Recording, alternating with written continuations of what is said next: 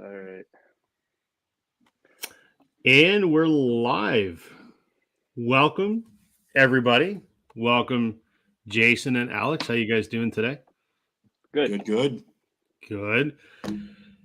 No surprise, we're waiting on young Samuel, probably getting his hair done. So um, he'll probably be here in who knows when, 10 or 15 minutes, however long it takes him to look pretty. So thanks for joining me, guys. I'm hosting for those that are wondering why we're not on Glenn's channel, but Glenn is working tonight. He has a retirement hobby job, so to speak. He's an usher at the local hockey arena. So there's an OHL game on tonight, so he's working. So falls on me. I don't know Glenn, but I feel like that's just an absolutely perfect role for him. Oh, it would be, yeah. Totally. Yeah. Surprisingly, I don't know. Glenn and I've never met. I just know him from many hours of conversing online. But it does absolutely seem like the right job for him. So yeah, right on. So we'll soldier on. So I asked Alex to join us tonight just to round out the foursome. So what do you got? Anything new and exciting you guys want to talk about before Sam gets here and we delve into things? I went picking today. I did some record picking today. So I have access, very grateful to have access to this woman's collection of 2,000 or 3,000 albums. And it's actually her late husband. And she's been gracious enough to kind of let me go in there. And she's in no rush to get rid of things. So I've been really excited. And over the summer, I came back. I must have, I don't know, 50 to 75 albums I've picked from that, cherry picked. And they're all like, good. I didn't take any crap home. So I went back out today for the first time in a month, and then she showed me this other section where there was other stuff I hadn't picked through yet. So I went there with the intention of going through the same old stuff I've already gone through. And then today I was there, and I only came out with like 4 or 5, but the amount of pictures I took of other albums that I'm going to stream first to see and then make sure I like them in order to bring them home. Like I got a lot of work to do in a great way, but is a little bit everything, or is there? Oh, yeah. I wanted that one for a while. I finally got a copy of this that's like pretty darn near mint. I do want to buy the reissue, but for now that will hold me over. This old thing here, it's a 10-inch, just some old blues album, and I can't wait to hear how it sounds. It's a total blind buy in that sense, and so is this, but it's on the Prestige Bluesville label, so I'm kind of trusting it's going to be really good. And then I saw this, and it's a white label promo, so I got that. Oh, that's awesome. Yeah, and then I saw this, which I can't imagine is all that common. No. Never been reissued, so.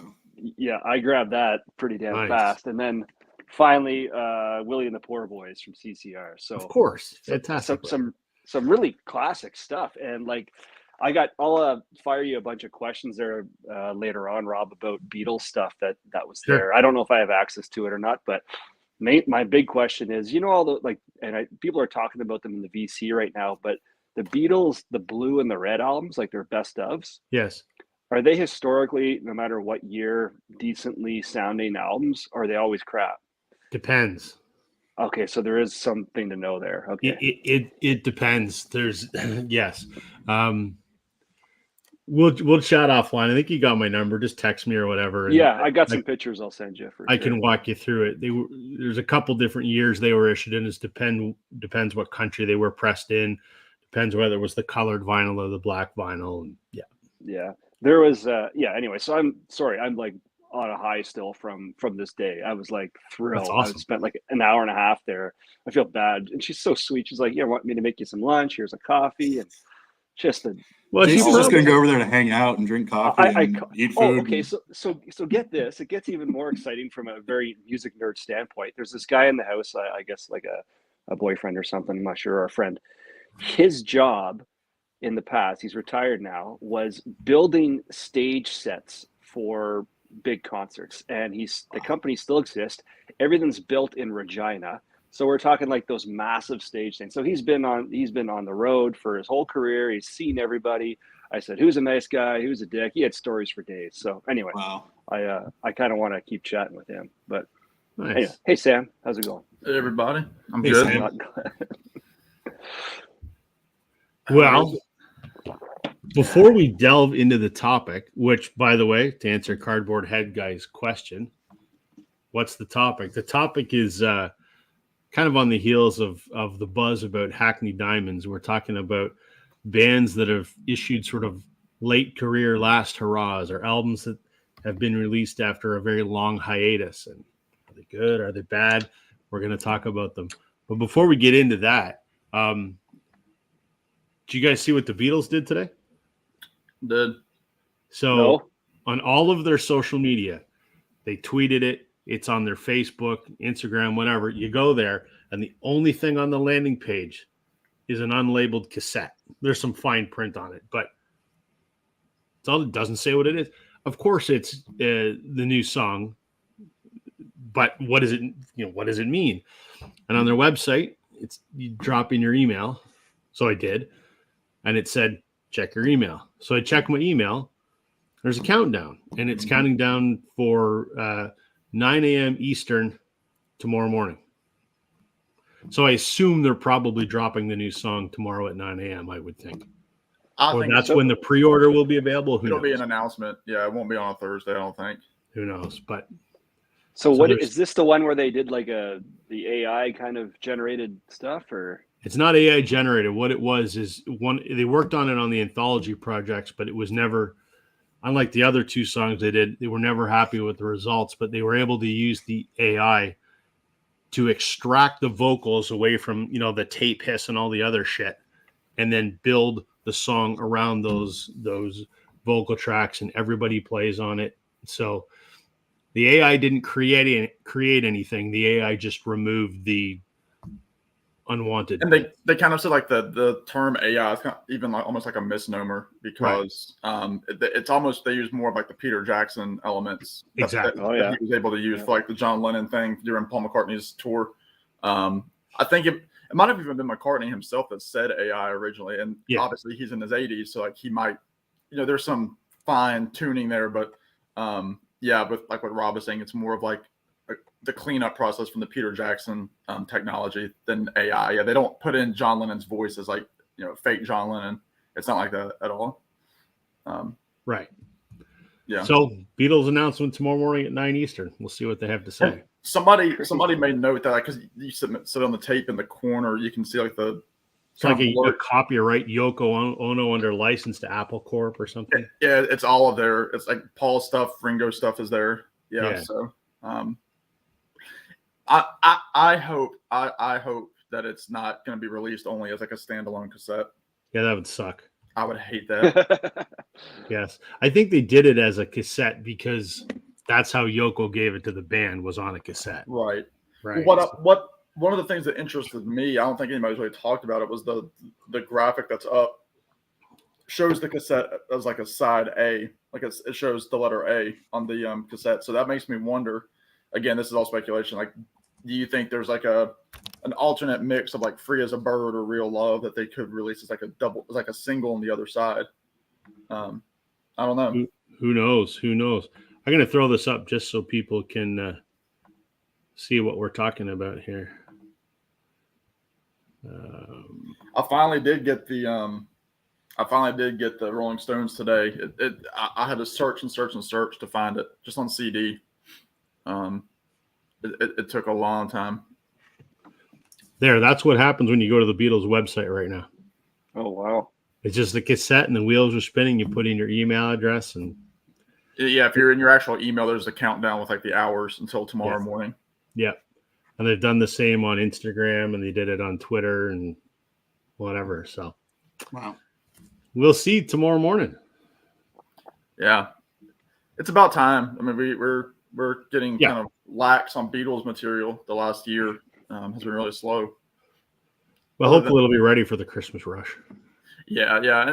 Whatever it is. Somebody even kind of mentioned that they're like the Beatles were giving the Stones a little bit of time for their album. Sure. To not take away, because I mean that Stones record. I mean, I know Rob doesn't care for the Stones that much, but from what I hear, people are saying that. And again, I have not heard it yet. Y'all, Alex or Jason, might be able to chime in, but people are saying there's no filler, that it's all killer. But we should talk about that, since that's kind of the impetus for our topic. Alex has it. What's your thoughts, Alex? Good? Hackney Diamonds? Yeah. So I picked mine up on the day it came out. Actually, funny enough, Sam mentioning having trouble picking it up. It was pretty busy out at record stores at my local shops on Friday, specifically for this. You know, they did a whole bunch of the MLB like color variants or whatever it was, which I'm in Columbus, Ohio, so my local record stores, they actually ordered both for the Cleveland Guardians and for Cincinnati Reds, since we're kind of like right in the middle of both of those. And yeah, I think it's kind of silly, but people are going to buy them. I mean, if I'm a Cleveland Guardians fan and a Rolling Stones fan, I'm buying that for sure. I don't really care about baseball that much, but whatever. Rob, if you're a Stones fan, you would probably buy the Jays. Okay. But you know what? Because I'm such a Jays fan, I might buy the Jays version just because it's the Jays version. For the Jays stuff, yeah. What was funny was I did get the what is it? I guess I got the clear, which is the indie store version of it. But that was almost backed up. So like half the stores didn't have it, got sold out, all those different things. But I did listen to the two singles, Angry and Sweet Sounds of Heaven, beforehand. I thought they were both great when I heard them. I had no complaints. I didn't sit with them too long. I thought they were just absolutely great. And then came home, spun it, loved it. I have no complaints. And I'm not a reviewer in the sense of need to sit down and like really critique and dissect every little tiny thing. I don't think there's a bad song. I think them working with Andrew Watt was a great decision, because there's a slickness and a modernness to this sound that also doesn't sound cheesy or doesn't sound, too glossy or anything like that. But it sounds modern. The songs are great. My favorite track on the record is one of the singles. It's the one with Lady Gaga. I think that's an amazing song. And I'm all in on it. I think it's great. And I know people are going to have different opinions, and that's obviously great too, but I love it. I think it's great. And if this is, the way they go out or whatever, absolutely. I'm all in on it. So, and I can kind of coattail on that, because it's funny, because again, like I said, it took me a long time to find it. And I went to my local Barnes & Noble that I passed on the way home from work on Monday. And the lady that was working there, I said I couldn't find it, because I was also looking for the Ringo Starr EP, and they didn't have either one. And so I asked, I said, do y'all have it? Like, because that was the Monday after release day, and a lot of times for some reason Barnes & Noble takes days to put out their new stuff. Like you can even see it sometimes, like in the boxes behind the register, that they just haven't gotten to it yet. But she said they were out. She said we have 7 coming in the next day or two, so stop in. So Tuesday I couldn't go. And so today on my way home, I took a chance, went in, looked all over the place, looked over new releases. I could not find either the Ringo album or the Stones. And so I went to the register again. I found a couple other things I was going to get, but I asked the lady where it was, and she went back and found the Ringo album. And actually, I skipped a point. I did find this in the back, kind of separate from the new releases. This is like the Barnes & Noble edition with like extra pictures or something in the book. Like that's the only copy they had, and I wanted it. But the lady said when I went to the register, she said she had just put that back there like an hour before, because somebody had ordered this. We're going to come pick it up, but then they canceled their order. So she said, you just kind of got lucky with that. But again, I've been to a couple different stores, couldn't find it anywhere. But the last song on the album is the cover. It's the old song Rolling Stone Blues, where they got their name from. So a lot of people are that's the speculation, like, is it the last album? And obviously they're not really prolific in the studio like they were in the 70s and even the 80s. So it's hard to, I'm really excited to have it and to listen to it, because I've heard nothing but good things. Good. Well, for those just tuning in, that's the inspiration for our topic today. We're talking about albums that bands have released sort of as their last hurrah, or albums that have been released after a very long hiatus like this was, and we've each picked some, and we're going to chat about them. Glenn's not with us today because he has to work tonight, so I'm taking over hosting duties, and we've got Alex kindly agreed to guest with us to round out the panel today. So we got a few comments here. Regular viewer Roy, he had some insight on your Lonnie Johnson. He's a jazz blues legend. There's a song in the blues sampler called Careless Love from the 1920s. So, and Roy's a big fan of the Stones album. Best one since Some Girls. A lot of people are saying that. Definitely since Tattoo You, I know people are saying. Oh, wow. Cool. All right. We've each picked 3, 4, 5 albums that are, you know, a last hurrah or a comeback album or whatever you want to call them. Who wants to go first? Alex, why don't you go first since you're the guest? Want me to go first? Sure. All right. Hold on. Let's see what I got. And by the way, folks, these can be good or bad. We're gonna discuss. I've got some that I own that I think are absolute crap. That but that's part of the experience. So. Interesting. Well, I'll start with maybe a obvious one. I don't know how obvious within you three, but maybe in terms of like sort of the classic hard rock sort of thing of like the original comeback album, the original reunion that made everybody kind of like lose their mind. That was 1984, I think. Deep Purple's Perfect Strangers. So Deep Purple, I mean, they were a band that started in the late 60s as sort of a little bit more of a psychedelic band. And then when Ian Gillan and Roger Glover joined, became what's called the Mark II lineup.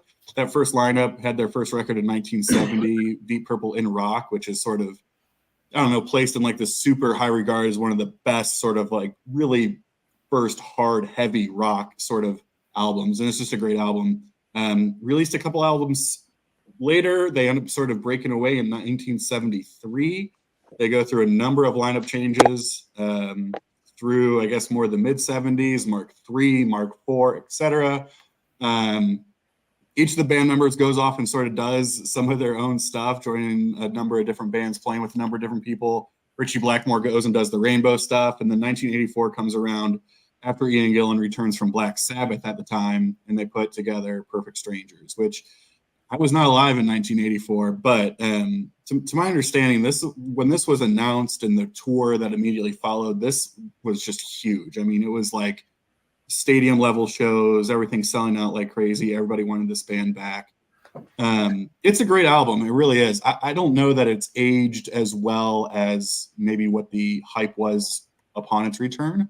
But the title track is great. And obviously some other great songs on there, just to have the band back together. It would be short-lived. They would do another album after this in 87. That was okay. And then that lineup would go away again until a later reunion again down the road. But this was huge when it happened originally in 84 with Perfect Strangers. That's awesome. I had no idea about any of that. I knew that they had gone through tons of changes and like the whole Mark 1, 2, 3 and all that stuff. But I didn't know about this. Like this, that would have been huge news. Yeah, yeah. And just because I know Roy in the comments, I feel like this is when he jumps in and he's like, "Yeah, I was actually hanging out with the guys." There you go. Here we go. He's like, "Yeah, I was actually hanging out backstage with them, those days." There you go. Yeah, there you go. Yeah. Name dropping. Right. Yeah, Roy, you know everybody. Jeez. But I will say, actually on the added part of that, because I tied this into a later-ish record I'll show, a band that is still making records today, and still really, really strong records today. They're having some lineup issues due to some personal things, so who knows where that's going to go, but they're still cranking out records today, and they're really strong. So they're still going at it. An interesting pick, because at this point, that's kind of like a mid-career album now. Yeah. As old as that is. 40 years ago. Yeah. All right, Jason, what do you got? Okay, look, I broke all the rules here. All right. There's no rule. Sam's gonna spit his coffee up. So I thought I had examples of this, but I don't. So I have late career albums, which may not have be like a big expanse of time since the last one, right? That's all right. But their late career album, so there's still that conversation piece about have they lost it, right? Do they still have it? Have they lost it? So my favorite band, we'll put this up, Pearl Jam's Gigaton. Okay, so this was, what year was this now? This a little sticky note. 2020 this came out, right? So it had been, I think, 2, 3, 4 years since their last one.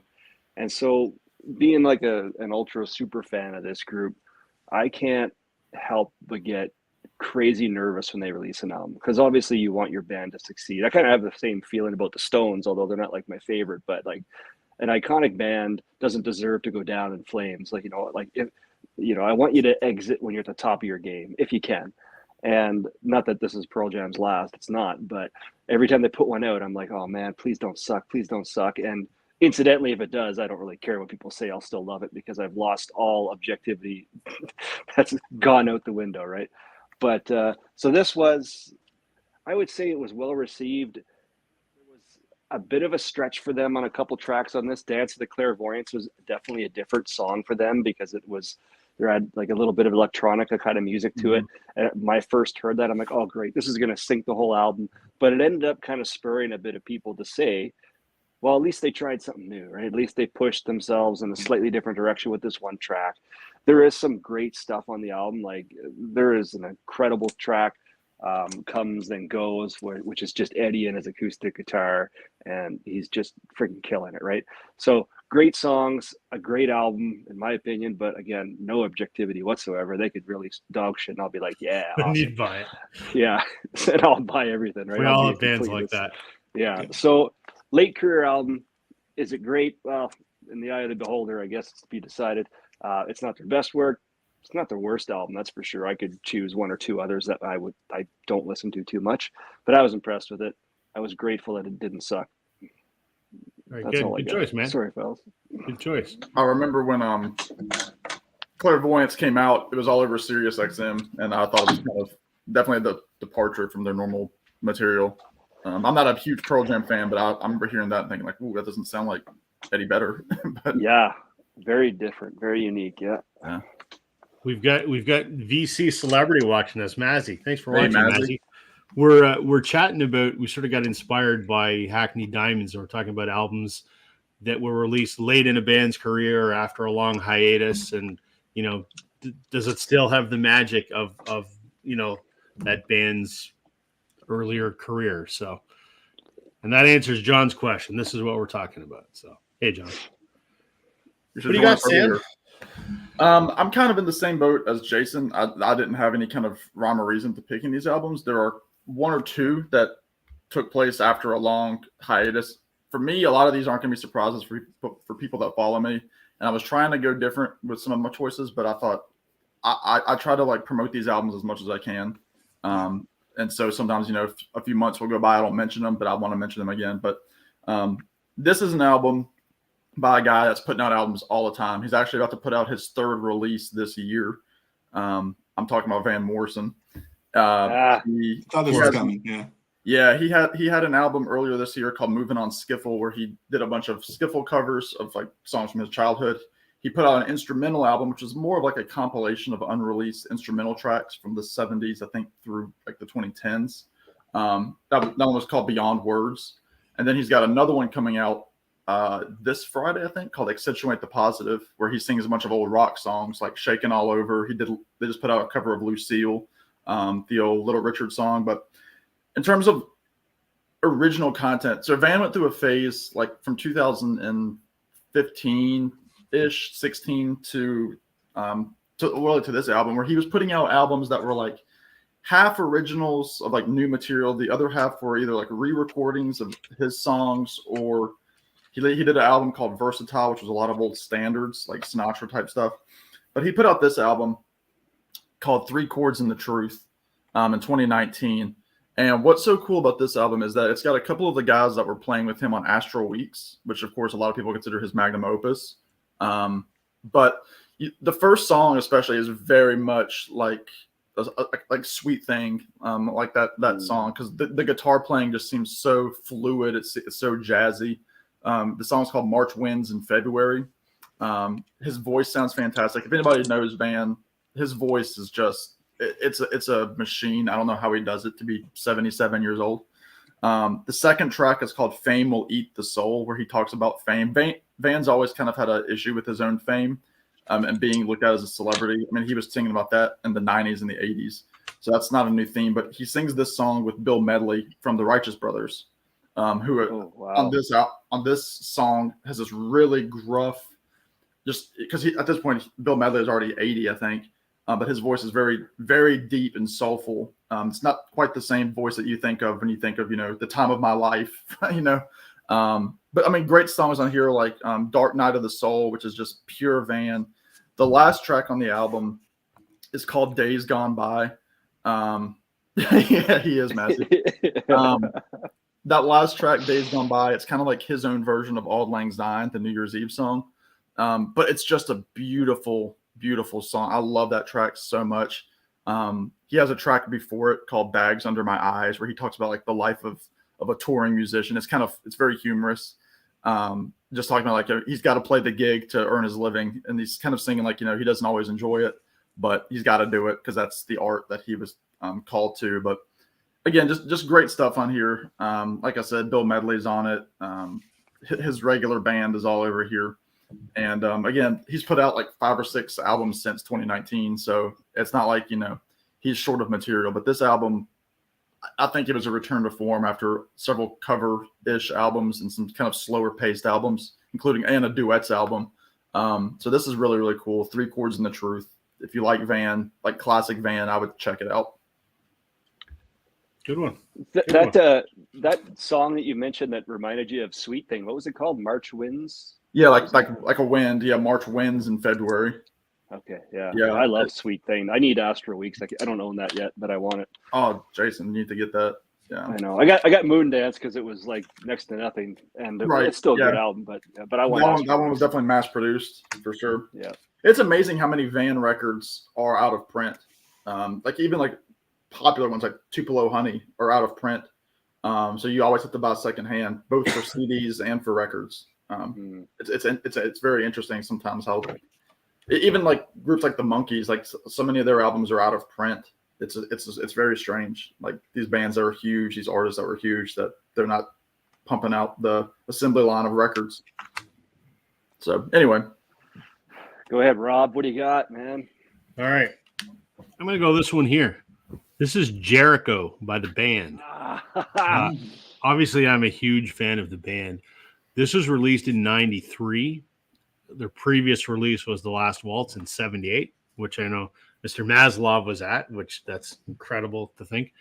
Yeah. This is Levon and Garth and Rick. And Richard Manuel appears on one track, but it was recorded before his passing.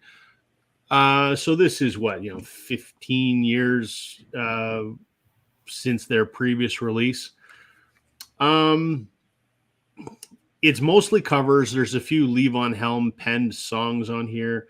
There's a Dylan song, a Colin Linden song. There's a couple of little blues songs.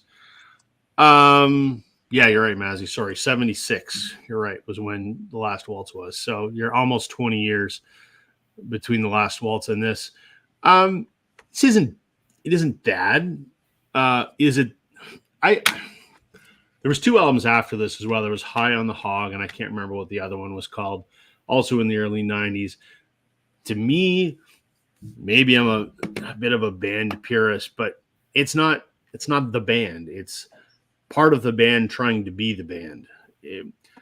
There are points in this that it sounds like the band, but some of the magic's lost. And I know Robertson was an asshole for a long time. And sort of thought he was better than the Legacy. I eventually came around later in his life because he knew how much money he could make if he embraced the band's Legacy, I think. But there's something missing without Richard Manuel, and there's something missing without Robbie Robertson. The guys that filled in, there was Richard Bell. I got to look up Richard Bell, Jim Wilder, and Randy I don't know how the hell to pronounce his last name. Chiarante. I don't know. Whatever.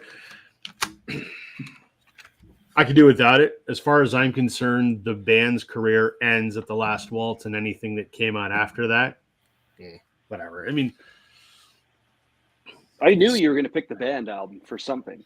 I actually looked up their discography to see what how latest I have in it, but I think the latest one I have is Moondog Matinee, which wasn't really far enough into the to meet the criteria for tonight. But this was 93, and then there was High on the Hog, which I think was like 94 or 5, which is one of the worst album covers of all time. Oh, terrible.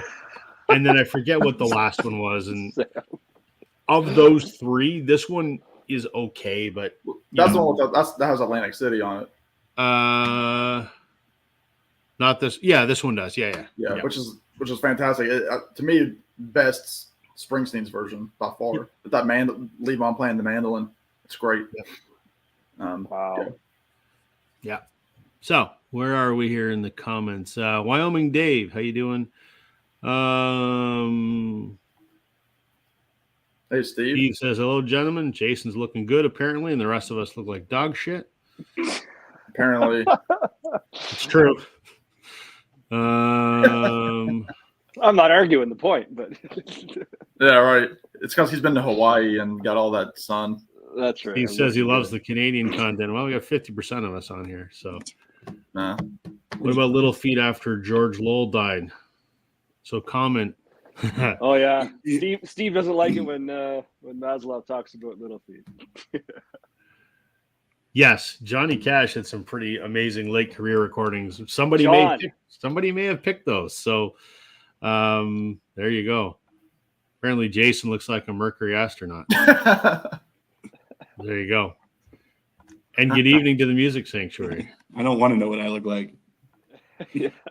All right. I will say to Steve's point and to your point, in my very brief time of the community or whatever, I feel like there is a huge overrepresentation in a good way of Canadian content creators. For as less populated as you are, it feels that way. At least, it is what it is. But maybe that's just the circles you run in, man. Who knows? You're so close to the border. Right. We kind of could consider you like a first cousin. Thank you.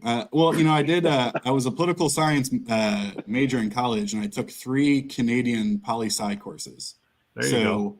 I always joke with my Canadian friends that I was a staunch supporter of the Bloc Québécois very early, and they would just look at me like, "Who are you?" And I'm like, "We're gonna kick you off the stream now." So yeah, I know that's bad. You can't speak French, yeah. Well, since Jason broke the rules, I'll break them as well. I did grab kind of a number that would fall under, again, different interpretations. So these are not comeback albums per se, or certainly not. They are not only late career albums, but latest career albums. And I'm going to kind of do like a 1-2 punch with them because their stories are just oddly similar and very, very just sad and depressing. And people probably might know where I'm going with this, but they're 2 of my absolute favorite artists. And specifically knowing that Mazzy's here, I know he's a huge, as am I, fan of, both of these. But first one I'll talk about is Warren Zevon's The Wind. I love Warren Zevon. He's one of these, there's just something about his songwriting that just connects with me personally. You put him, not musically speaking, but put him in the same sort of category of a Tom Waits, of just the overly, just the clever and the observant and the brilliance, and nobody else does what they do like they do. And so I was always just a huge Warren Zevon fan. This is The Wind. This was released in 2003. He actually released, oddly enough, a record in 2002, his Meditation on Death. And then after he released that record, actually went to the doctor and they told him that he has mesothelioma and that he's basically going to die.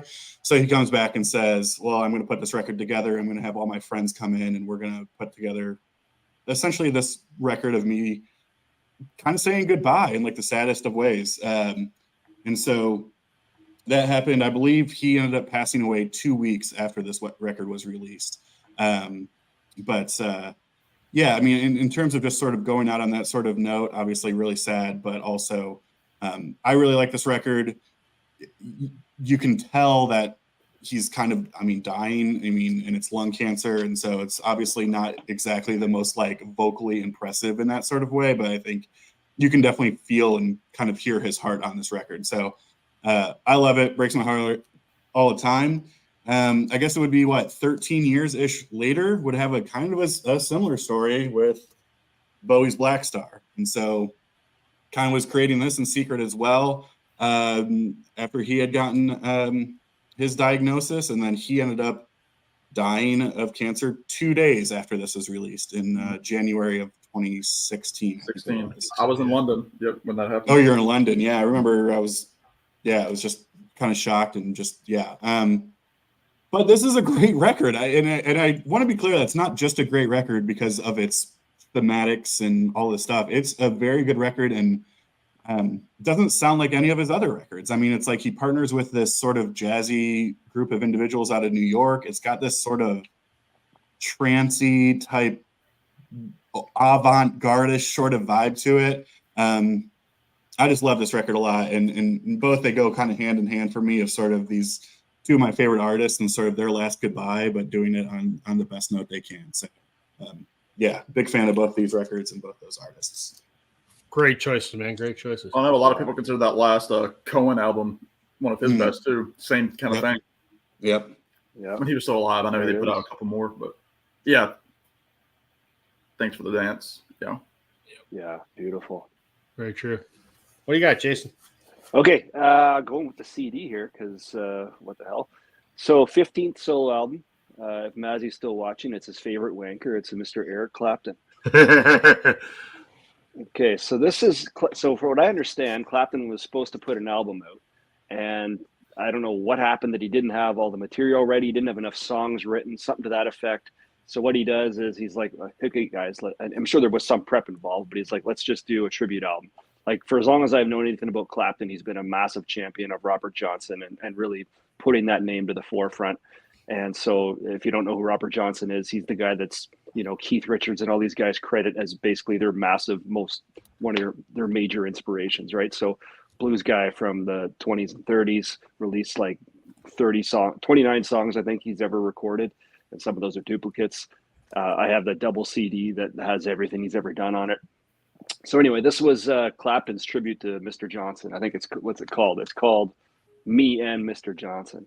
So when I heard that this was coming out, I was super stoked because I was just getting into music hardcore, and I was just really getting into blues, acoustic blues, finding out who Robert Johnson was. And then, of course, I knew Clapton was a guitar god. So I'm like, well, this is going to be fantastic. And it is. It is pretty special. I just always liked the album because I thought that it kind of gave a little bit of humility towards Eric Clapton late in his career. Like it was, I don't know if it was a risk for a guy that's had such an illustrious career and lots of ups and downs. Like he doesn't have anything to prove to anyone at this point, right? So what does he do? He puts an album out and he devotes it to his, one of his number one inspirations. So I was always a fan of it, kind of partial to Clapton. I know lately he's made some political statements that I don't agree with, sure, whatever. But ultimately, I thought this was a smart move late in his career. When you have that much play, monkey boy. Yeah. Whenever you are that successful, to be able to kind of shine a light on some of your, forefathers, like it's a pretty smart move, right? So good on him for doing that. I don't know the ins and outs of how this album worked out, if it made him money, if it didn't make him money, but ultimately I thought it was a good move for his career. I'm not really sure what he's done. Like I don't really follow a lot of Clapton. I have a few of his albums from like his prime after Cream and all that stuff. But when I heard about that one, I was pretty stoked, and I'm not disappointed. I think it's a smart move late in the career. Didn't sink the guy. He's still super popular, right? So there you go. Clapton. Good one. Sam. This is an album that I championed for a long time, and finally got Glenn to listen to me after I tied him down and said, "You're going to listen to this album," and he did, and he bought it, and now he's a big champion of it. Again, not a surprise for me, but again, an album that I've always got to put out there when I need to tell people about great music. and that is the album Way Out West by Marty Stewart and his fabulous superlatives. Marty, in the last several years, he hasn't been incredibly prolific, like one album every 5 years or so kind of deal. The Superlatives are a fantastic band. The drummer is Harry Stinson, who played with Steve Earle for a long time in the late 80s and 90s, but I think he played with Mellencamp for a while. He played with a lot of Lucinda Williams, I think, was another one he's played with. On bass, you have Chris Scruggs, who's the grandson of Earl Scruggs, the banjo player, and then Kenny Vaughn on co-lead guitar with Marty. But this album, produced by Mike Campbell of the Heartbreakers and the Dirty Knobs, it's got a petty sound all over it. It's got a kind of a spacey, like Bakersfield, like Dwight Yoakam kind of sound to it. It's got a bird sound to it. It's got some psychedelic stuff on it, like the title track. It's kind of got some like surf instrumentals, like the song Mojave, which they play in concert quite a bit. The big song on here, Time Don't Wait, that's kind of become like a new anthem for them. It's like the song that they always play at the end of their concerts. Very jangly, very birdsy. I mean, it's full of Rickenbacker guitars. Again, I saw Marty and the Superlatives back, Chris Hillman and Roger McGuinn a year after this album came out. So that was the first time I'd seen Marty in any capacity. And they did Time Don't Wait between the two sets of music. But it's kind of a semi-concept album, kind of about, the lost days of the West, like the California experience in the West. It's just a beautiful album. I need to get it on vinyl because it's one of my favorite albums of all time. Mike Campbell did a great job producing it, kind of stepping out of his comfort zone of being, a sideman, being a main producer. This was put out before Petty died, but it's the same year that Tom Petty passed away, 2017. But beautiful stuff on here, great harmonies. If you don't like country music, this is not a country album. It's a jangly psych, rock and roll record, really. I highly recommend it to anybody that likes that kind of stuff, that likes the Byrds, that likes Tom Petty, to check it out. Way Out West, Marty Stewart. He's definitely he's a lot more than the like the tight jean Marty Stewart of the 80s, doing songs like Tempted and Hillbilly Rock. He's progressed much further than that. All right, no comeback album discussion would be complete without talking about my fantasy wife. Oh gosh, Susanna Hoffs from the Bangles. Whew, it's warm in here. I thought you were going to say Lover instead of coming back after Reputation. So. I did too. Yeah. So the Bangles put out their last original album called Everywhere in 1988, and that's the one that had their monster hit, which escapes me at the moment. Walk Like an Egyptian. No. Eternal Flame. Eternal Flame, thank you. Nice. And they broke up for various reasons, but there was a lot of strife within the band because Susanna was kind of in the spotlight and everyone else wasn't too keen on that, I guess. A lot of Robs out there. Yeah. So they got back together in 2000 and they did a reunion at the House of Blues. It was a live performance. You can get it on DVD, Blu-ray. It's called Return to Bangleonia, which is great. But then they did, in 2003, they did this, which was their comeback album. So almost, 15 years after they broke up. It's called Doll Revolution. They did one album after this in 2009, which was called Sweethearts of the Sun, which I have autographed on my wall right there. But this was the last one with the original lineup because after this, Michael Steele, the bass player, she retired from music. So this was their comeback album. And truthfully, out of the 5 Bangles studio albums, this one's by far the best. Vastly superior, in my opinion. The title track, Doll Revolution, or the album is called Doll Revolution because of the first song in here, Tear Off Your Own Head. It's a Doll Revolution, which is a cover. Their version's great. It's kind of like a late 90s kind of girl rock song, but There's a lot of originals on here. The Bengals were not known for doing originals. A lot of their stuff is covers, but there's some good originals on here.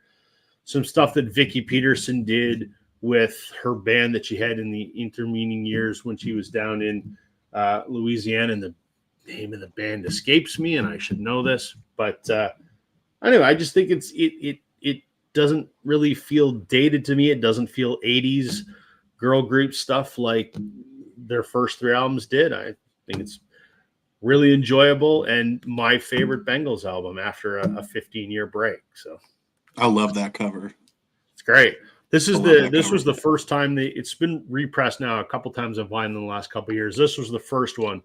This is the Record Store Day one. It's that's why I remember seeing it everywhere.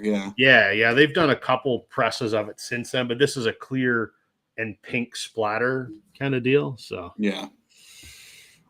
So let's get caught up on some comments here. I should have jumped on these Clapton ones a little bit ago, but apparently Clapton did a great interview recently on YouTube. Yeah, I'll look that up, right? Thanks. Jason's going to check it out. As he says, psychedelic birds. I'm assuming. Oh yeah, birds. Yeah. There you go. I know. Yeah, Mads is a big Marty guy. And that his newest album is definitely top of my list for best album of the year. Eternal Flame. Yeah, In Your Room. That's a song. That, whew, good Lord. Dave thinks it's cool. You've got that Pearl Jam 2020 album. Yep. Susanna Hoffs is not interested. In what? In me? Well, it's fine. I'm happily married. So is she. Whatever. John, the voice of reason. I still hope to meet her someday because Vicki Peterson, who is the lead guitar player in the Bengals, I'm friends with her nephew. So maybe someday. Maybe someday. All right, Alex, you're up next. You got something else teed up? Yeah, let me just figure my life out here. All right, so I'll do a figuring your life out because you're deciding I'm sitting on YouTube. Maybe I should reevaluate things. Yeah. You guys are my only friends. He's putting lemon on that besides, besides the friends in my head. All right, so I'll do another. I grabbed a lot. I'm going to do another. I'll stick with the themes and do a little double shot here, which this one is a little bit more actually a genuine comeback of like this was an artist who took a break and an extended break, and then this was their first record since they came back, and then more of like the I don't know, I guess what am I trying to say? Not a long break or anything like that, but more of like the symbolic break. That's what I was trying to say. It's more the symbolic comeback of it wasn't a whole lot of years past, but whatever. And we're going to talk about a genre that does not get discussed on this channel often or ever. But I'm going to talk a little bit about jazz. Oh. This is Miles Davis, the man with the horn. So, Miles Davis, obviously you could talk ad nauseum about his career and all the things he's done and all the different types of music he's done and all the different eras and all of the things. But the big thing, is when the mid-'70s hit, and that's when a lot of those sort of classic live albums he was releasing were coming out, Live Evil, like Artha, Pangea, a lot of these others. That was also when he went into mega drug addiction time and took a genuine break from music entirely. And so he didn't come back. This was his first record, his first studio record in 10 years. So the previous last studio record he did was On the Corner in 72. And then this was about 81, I think this came out. What I love about this and all eras of Miles, I think there's a reason he's the one that people go to when they're getting into jazz, because there are so many different eras that you can choose from. If you want the more just kind of classic, easy, accessible stuff from, the kind of blue stuff, great. He has that. If you want the more kind of fusion-y, avant-garde-y, weird Eastern stuff, he's got the late 60s stuff. When he enters this kind of period, it is funky. I mean, it is like funky. There's a lot of samples being used. There's a lot of electric music being used, obviously. But it is funky, accessible, bop your head type of stuff. And so I love his 80s stuff. A lot of people don't, but to me, this was awesome, and it's hugely accessible. So if you're wanting to maybe tip your toes a little bit into some jazz stuff, I think his 80s albums are great because they're accessible in that way, and they're not going to throw you off like crazy. So that was a huge one. This next one, completely on the other side of the musical spectrum, and again, more of that symbolic comeback, was we'll talk about Black Sabbath. So Black Sabbath, they released, gosh, I guess 6 or 7 arguably perfect records between their debut up through Sabotage. Then they released Technical Ecstasy in 76, I think. We don't know about that one. And then they released Never Say Die, and then that's when everybody kind of jumped off the train. Ozzy gets kicked out, drugs are flowing everywhere, things aren't going well at all. And a mere 2 years later, they pull a guy who recently just got out of Rainbow, and they release Heaven and Hell in 1980. So the dirgy, doomy, slow Black Sabbath that everybody loved got completely flipped upside down when this record came out. This is speed. This is fast. This is sort of early, obviously 80s metal in a lot of different ways. And again, was really at this point, I guess, Ronnie Dio's sort of third major band that he was in. But this is a great record and completely flipped, I think, the Black Sabbath train upside down.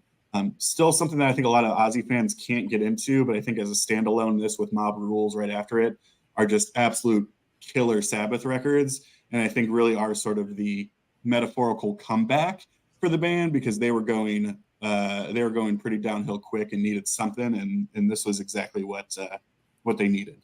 Love that cover too. It's a great cover. Somebody was just showing that record, and we're talking about the history of that cover, where it was based off of a photograph of like actors that were dressed as angels smoking like between shows. Oh, someone probably brought it up during the thread that people are doing like their like favorite illustrated covers. Album covers. Yeah, it was somebody that did editing because they showed the original cover. It might have been Jeff.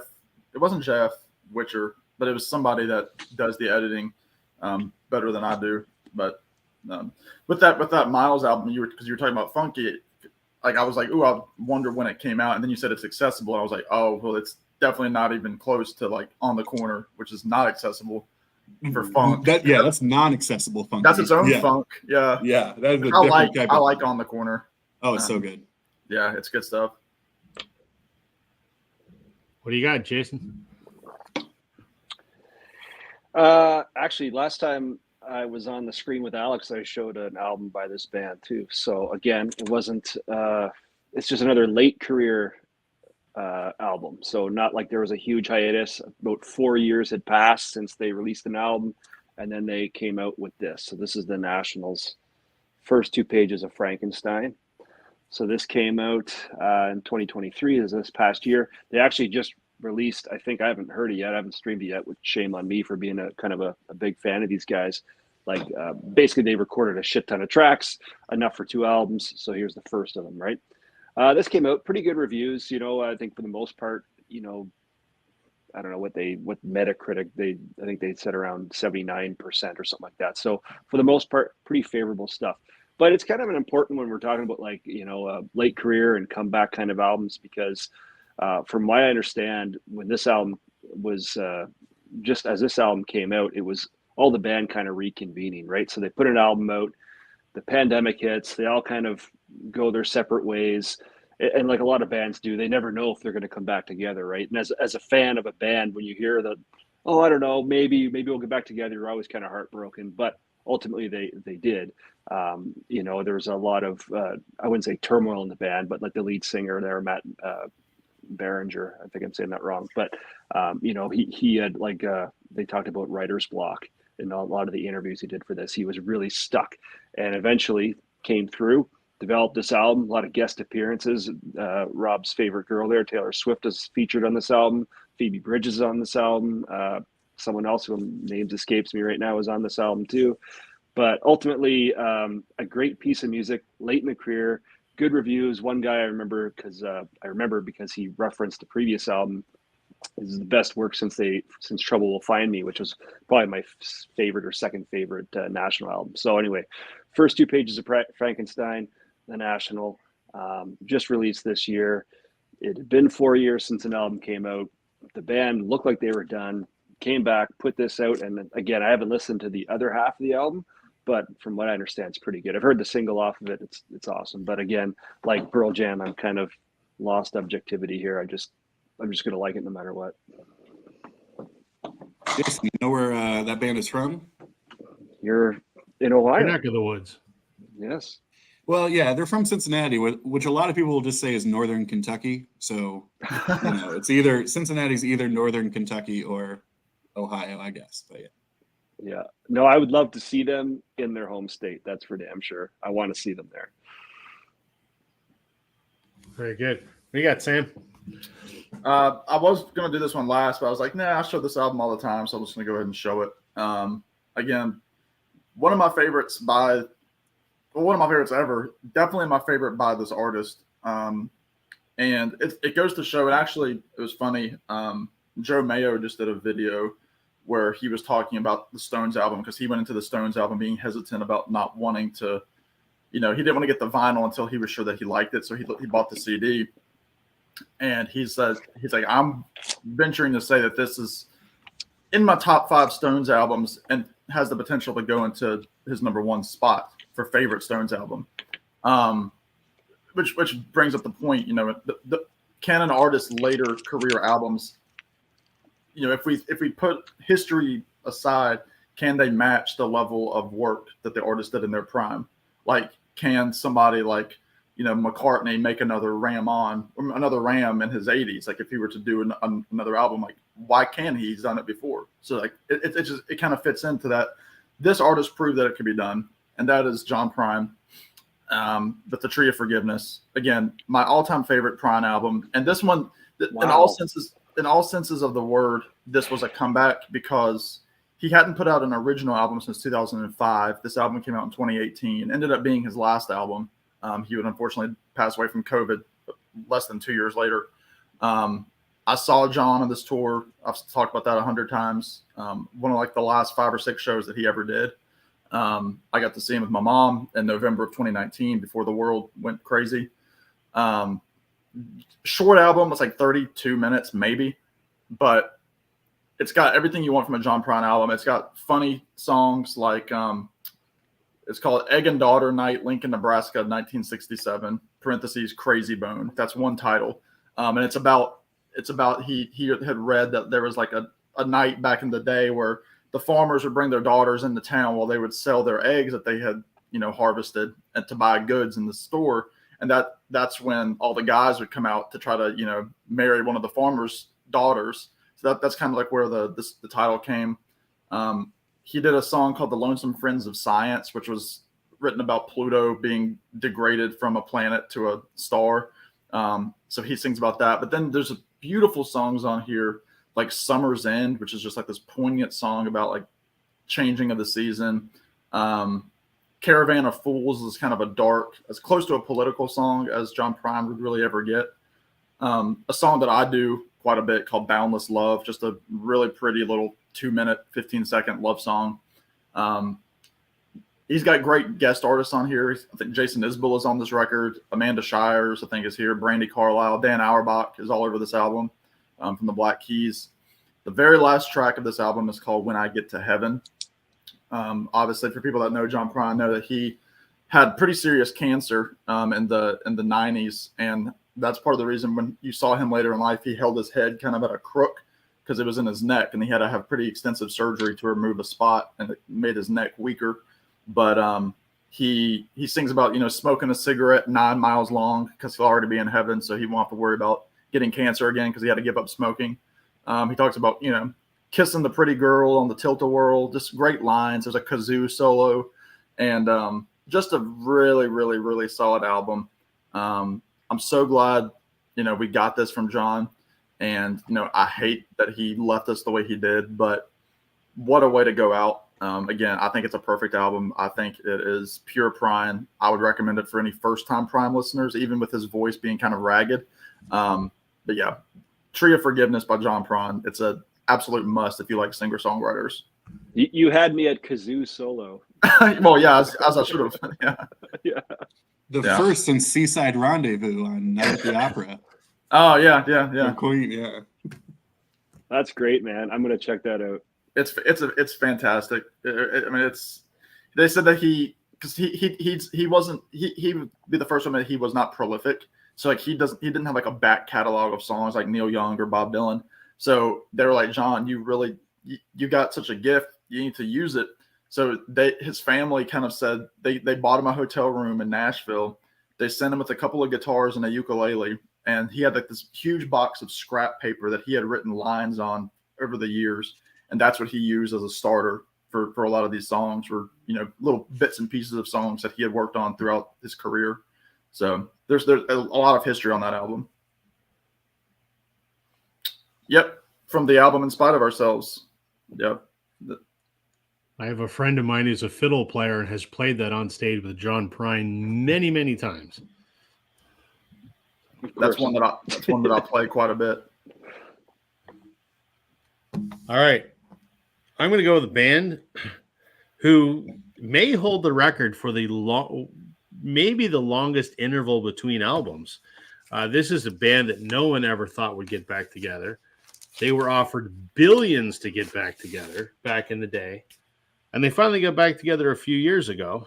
This is Glenn's favorite band. Oh ABBA. my god, that's a great record. I thought about showing it.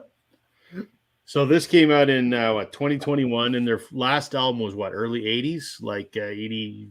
Yeah, they've been almost 40 years. Yeah, damn near 40 years.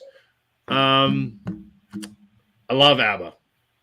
I think they wrote the perfect pop songs.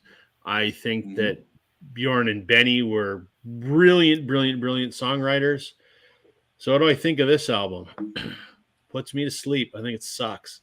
Let me rephrase that. It doesn't suck. It's well crafted, professionally produced. It sounds great. It's just not for you. It lacks, for me, it lacks some of that ABBA magic that they had back in the day. I can see There isn't any song in there that I go, God damn it, that's like ABBA. Does ABBA make you angry like that normally? No, I'm just excited. Fernando. ABBA has never made anyone angry. No, but when I think of this album, I just go, it's fine. And it is. It's fine. Does it add anything to the ABBA discography? I don't think so. Would their legacy be any different without this? With or without this? No. So their genius was 40 years ago. I don't think there's genius in this. So do you know, and Alex, just based on your reaction, do you guys know when that ABBA came out, was that pretty well received critically? Like, was that considered a good album? Yeah. I think mixed reviews, I think. It was mixed, yeah. Okay. I'm just curious. Yeah. Like, just like the Stones, another group that is like a dynasty. You just don't want them to shit the bed late in life. The best song on that album is actually the one where like a lot of the vocals were recorded from like the 70s. Because there's one song where it's like them from their heyday and with new music on it. I can't remember what it's called. I haven't listened to that album since it came out. I listened to it several times that year, but I haven't gone back to it. I know like the song, the one that's like kind of a Christmas song is kind of weird. Or like the one about like the honeybee or the bumblebee is weird. I have it. It was one of those records that like when those random Amazon deals pop up where you're like, this record's $9. Yeah. Oh yeah. That was one of them. I was like, yeah, I'll buy the new ABBA for $9. And I listened to it a handful of times. I enjoyed it. I mean, it's inoffensive. It's like there's nothing on there that's gonna like make you want to throw your record player out the window. But I haven't gone back to it. So to me, it's like a pancake. It's fine, but as soon as you put chocolate chips in that pancake, that's earlier ABBA. Like it's that much better. To me, it's kind of plain. You must be a rock writer. It's like a pancake. It's kind of plain. And I love ABBA. I've got pretty much everything. You're right, Rob. Like they perfected the pop song. Like they released some. Well, they made freaking a musical about the bloody group, right? Like they had a formula and it worked. if I'm looking on Wikipedia and you see like the Metacritic scores and all that, and it's all around 7 out of 10 or 72 out of 100, and which you got to figure is pretty good, because would Sure. it not be the case that critics, especially, and again back to the Rolling Stones, like you would think that the critics would be pretty harsh on this. Okay, you're coming out with something here, this better be bloody good for us to pay attention. So I would think that they'd be kind of doubling down and trying to make it, try to be pretty critical of it all. So if they get a 7 out of 10, that's probably a pretty damn good score. Yeah, I guess, and maybe my perspective is a little bit skewed because maybe I just had my expectations a little too high. Could be. Again, there's nothing bad about it, but for me, it just lacks that wow that their early stuff had. So,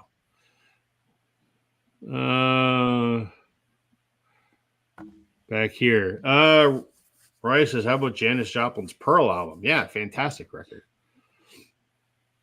ABBA makes John angry. Well, that's good. You and Glenn can sit in a tool shed and complain about ABBA. Tim says, I love Bjorn and Benny's chess musical. Most know the song One Night in Bangkok. That's actually from a musical they wrote. I guess.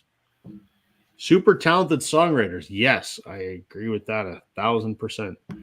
And it's a miracle that the four of them got back together, because they're like Fleetwood Mac in terms of drama. Yeah. The fact that all four of them are still living and healthy enough to do that. And I mean, the Frida, her vocals, I mean, and what's the other one? Her vocals, they're just Vignetta. Yeah, they're great. I mean, to be in the early 70s, like, come on. Yep. I want to know more about this comment here about this Japanese businessman thing. Well, that was my comment off the top. They got off back in like the mid 80s or whatever. They got offered, and I don't know the exact number, but they got offered something obscene, like $1 billion or something ridiculous to get back together. God, I don't know. And it was a Japanese businessman. Yeah. There was Dr. Evil type stuff. And it came out as a virtual London show. Yeah, they did like that digital avatar kind of thing. I wouldn't go to see that because the Voyage. Yeah, didn't they call it Voyage on top, like with the album? It was Voyage the show. Yeah, that sounds familiar. Yeah, it's made a ton of money. Of course, Roy saw Albert. Or he saw them at the Royal Albert Hall. He saw Albert. That's fantastic. I'm far too young. I was like 5 or 6 when they broke up. I feel like Roy's picture is perfect for every comedy mix. Yeah, I've seen this. Yeah, I've seen that. He's like, hey guys. Yeah, I've been there. I think Roy is like little big man. Like I think he's been around for longer than he's made himself out to be. He saw I don't even know, like the Carter family record their first sessions, in the 20s. Love you, Roy. He's a Wayne's World character. Like he's the guy that's sitting there talking about hanging out with Ozzy and putting on a great show. Like it's just, I mean, that's what he does. Yeah. Yep. You know, the beauty of being the host of one of these live streams is that I can choose to ignore John when he's being a wanker. So I'm going to do that. I don't have to put any of John's comments on the screen. So Rob, here's the full circle moment here for you that I know you'll appreciate. I love Arrival's my favorite record. And my favorite song by ABBA is a non-vocal track, which is the closing song on Arrival, which is just called Arrival. Right. Which used to be, I don't know if it still is, but way back in the day was the opening PA track song that would play at the Darkness shows before they would take the stage. I didn't know that. That's cool. Yeah. I'm a huge fan of the Darkness. My dad had ABBA 8 tracks in the car next to Herb Alfred and the Tijuana Brass and the James Last tapes. 8 track, what's that? We never had any of those when I was a kid. That's good.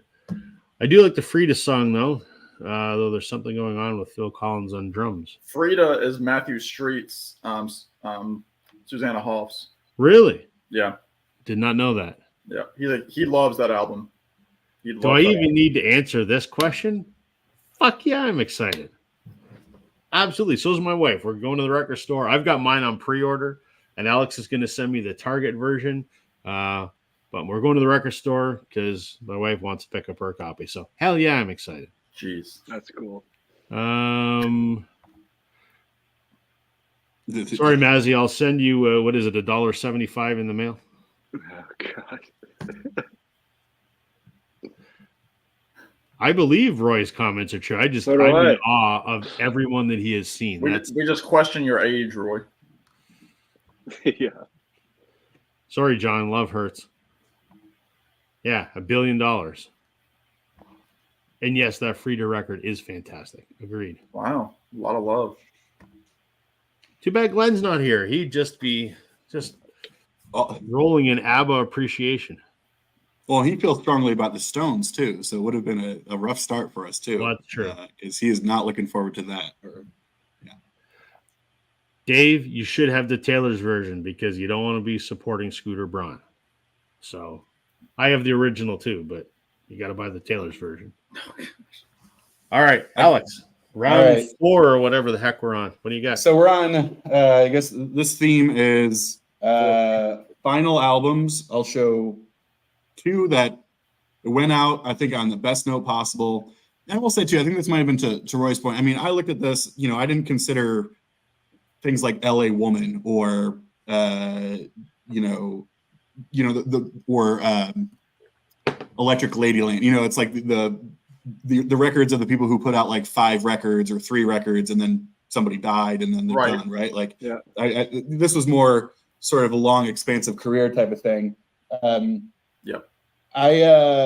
This is a band that went through a lot of different changes, I think, musically. They've always been a little bit quirky. I think they've been hard to pigeonhole. What are they? I guess they're art rock, art pop. They had some progressiver elements early. I do think they sort of laid the foundation for what would become sort of more new wave type stuff. The band's Roxy Music, and their final album is Avalon.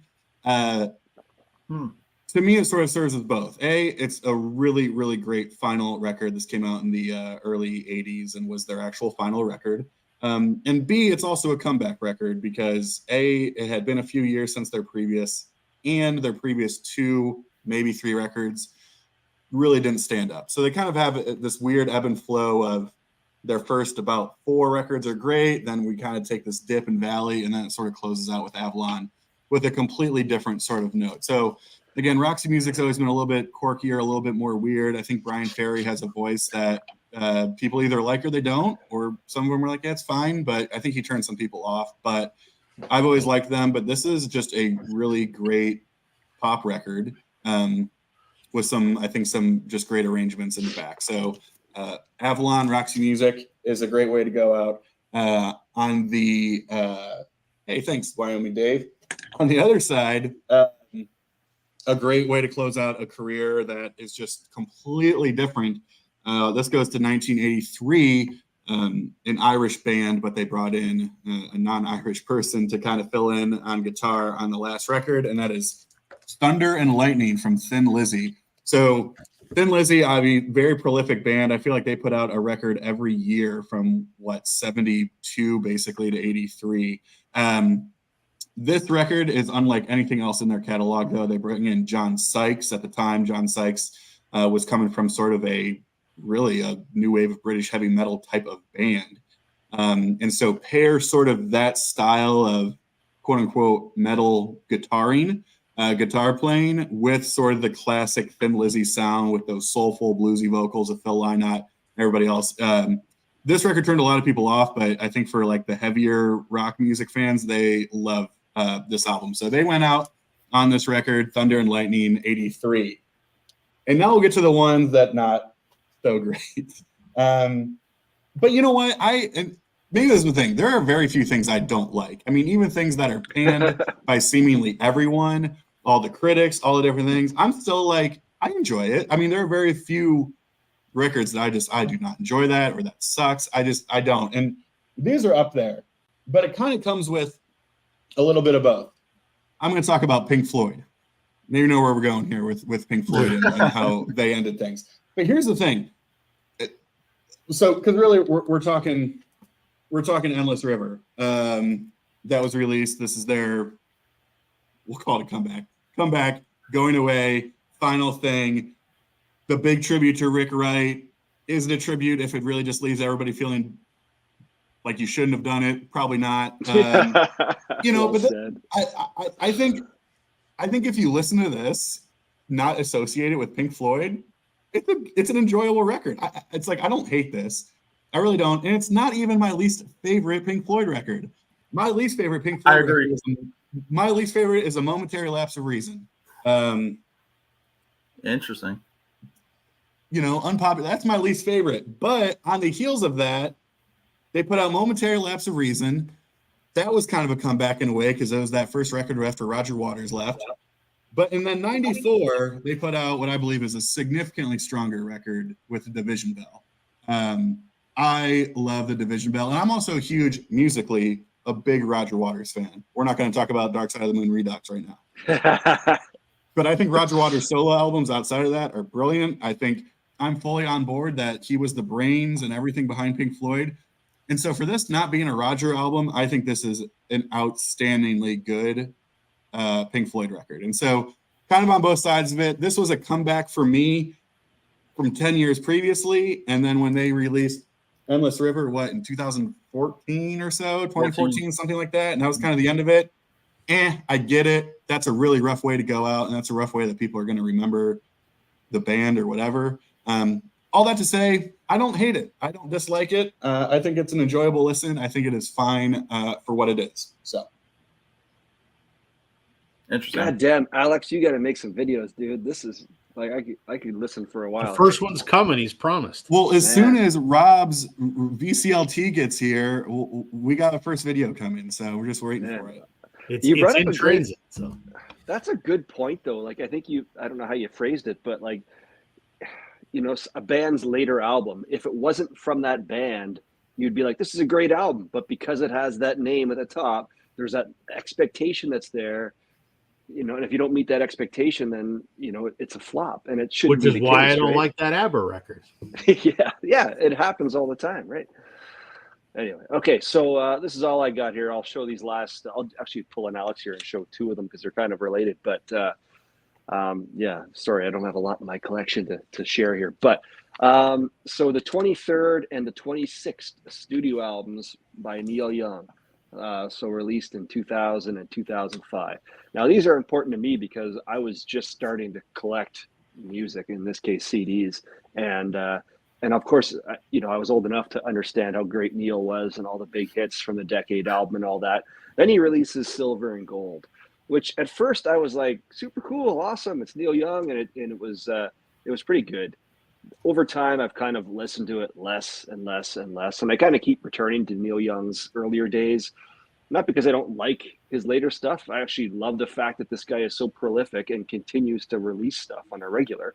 I really love the fact that he re-releases these old concerts. I have a couple of those albums. But Silver and Gold was great at the time.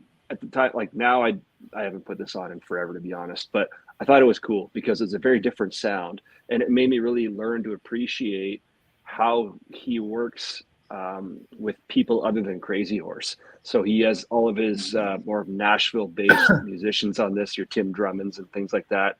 And then I forget the album in between, but then he releases this was Prairie Wind in 2005. Yeah, 2 years after Greendale. So that the Greendale album in between these two, I don't know anything about it. But Prairie Wind, again, same musicians, basically the same musicians, very acoustic, very mellow. And I think Prairie Wind was the one that it was like after his father died or something. So it was very kind of an emotional album. Wasn't the one where he almost died?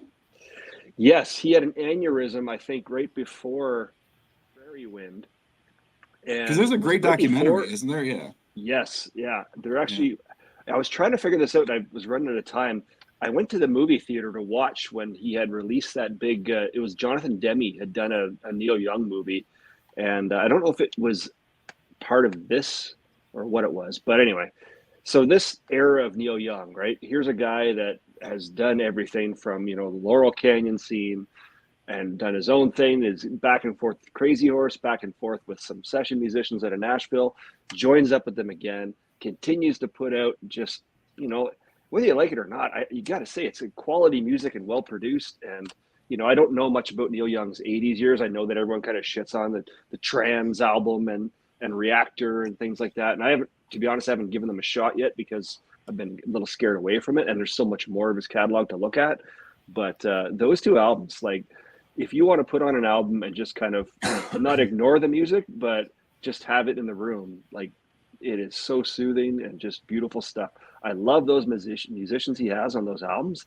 They just, I don't know, it's always one of those things where the sum is better than all of its parts, right? And everything just kind of gels really well. So those two albums, Neil Young, late in his career, you know, over 20 albums in, he puts out those. Like, that's incredible stuff. And he's Canadian too, so how about that? How many more records do you have, Rob? I've got 1 twofer and then one more. So I got two rounds. Two rounds, yeah. All right.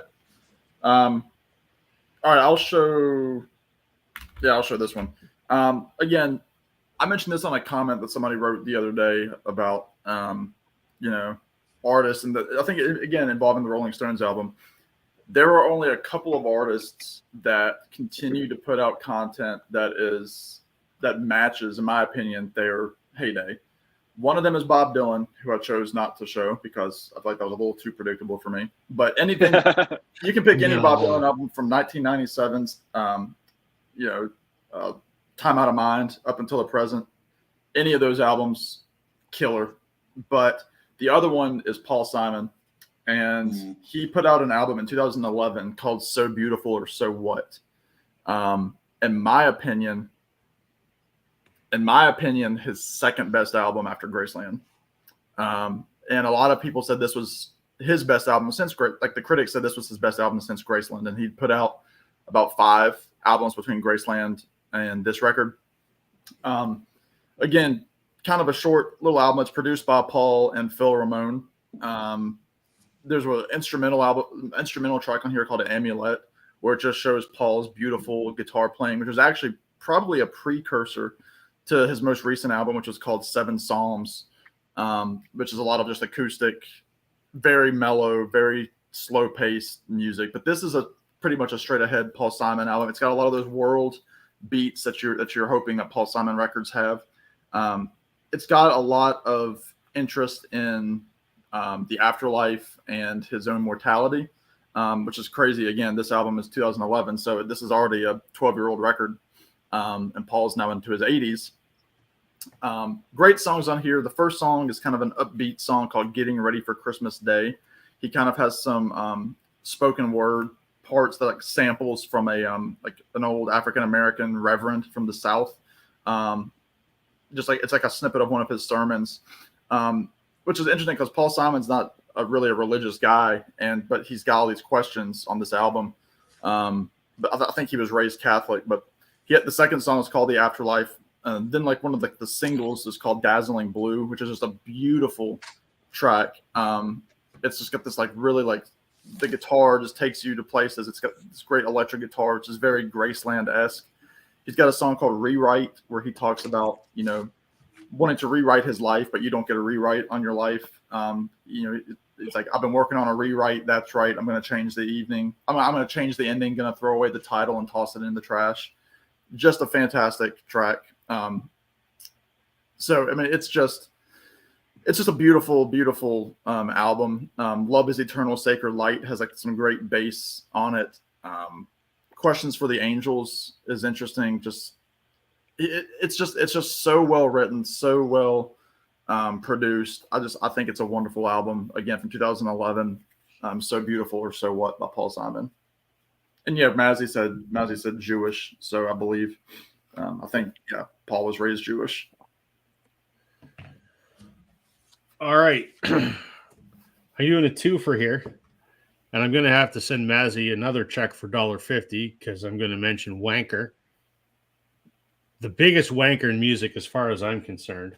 And this is a band that is known for taking hiatuses. The Eagles. Oh, and I think Don Henley is the biggest wanker there is. And a colossal asshole. So the Eagles famously broke up in 1980. They were doing a benefit for Senator Don Cranston. There's a bootleg of that show, and it's infamously known as the Wrong Night in Long Beach, or Long Night in Wrong Beach, if you want to call it that. They get into a fight on stage, and backstage it just blows up, and they took a 14-year hiatus, and they got back together. Now, if Glenn was here, he'd say this doesn't count because this is a live album, and I say I don't give a shit. I'm the host tonight, so this counts. my host, my rules. So they got back together in '94, so 14 years, and they did this. This was an MTV special. There's a couple, side one, which is 4 songs, were new studio tracks. Everything else was live, and this is really good. This is them reworking everything to be a more sort of acoustic sound, and this is fantastic. It sort of added a new, I think, kind of a new dimension to the Eagles. They toured on the heels of that for a little while, and then they fired Don Felder because Henley's an asshole. And then they put out so this is a band that has a comeback album and then kind of a swan song in 2007. So 13 years after Hell Freezes Over, which they toured for better part of a decade, they put out Glenn's favorite Eagles album, The Long Road Out of Eden. What do I think of this? It's a double album that shouldn't be a double album, truthfully. If this had just been a single album, I don't think it would have been too bad. I mean, there's some good stuff on here. They wrote some of it. J.D. Souther wrote some of it, who was responsible for some of the good early stuff. I mean, there's some stuff I really like in here. I mean, it opens with No More Walk in the Woods, which sounds a lot like Seven Bridges Road, had those beautiful 4-part harmonies. Then you get something like How Long, which sounds like it could have been on the first Eagles album.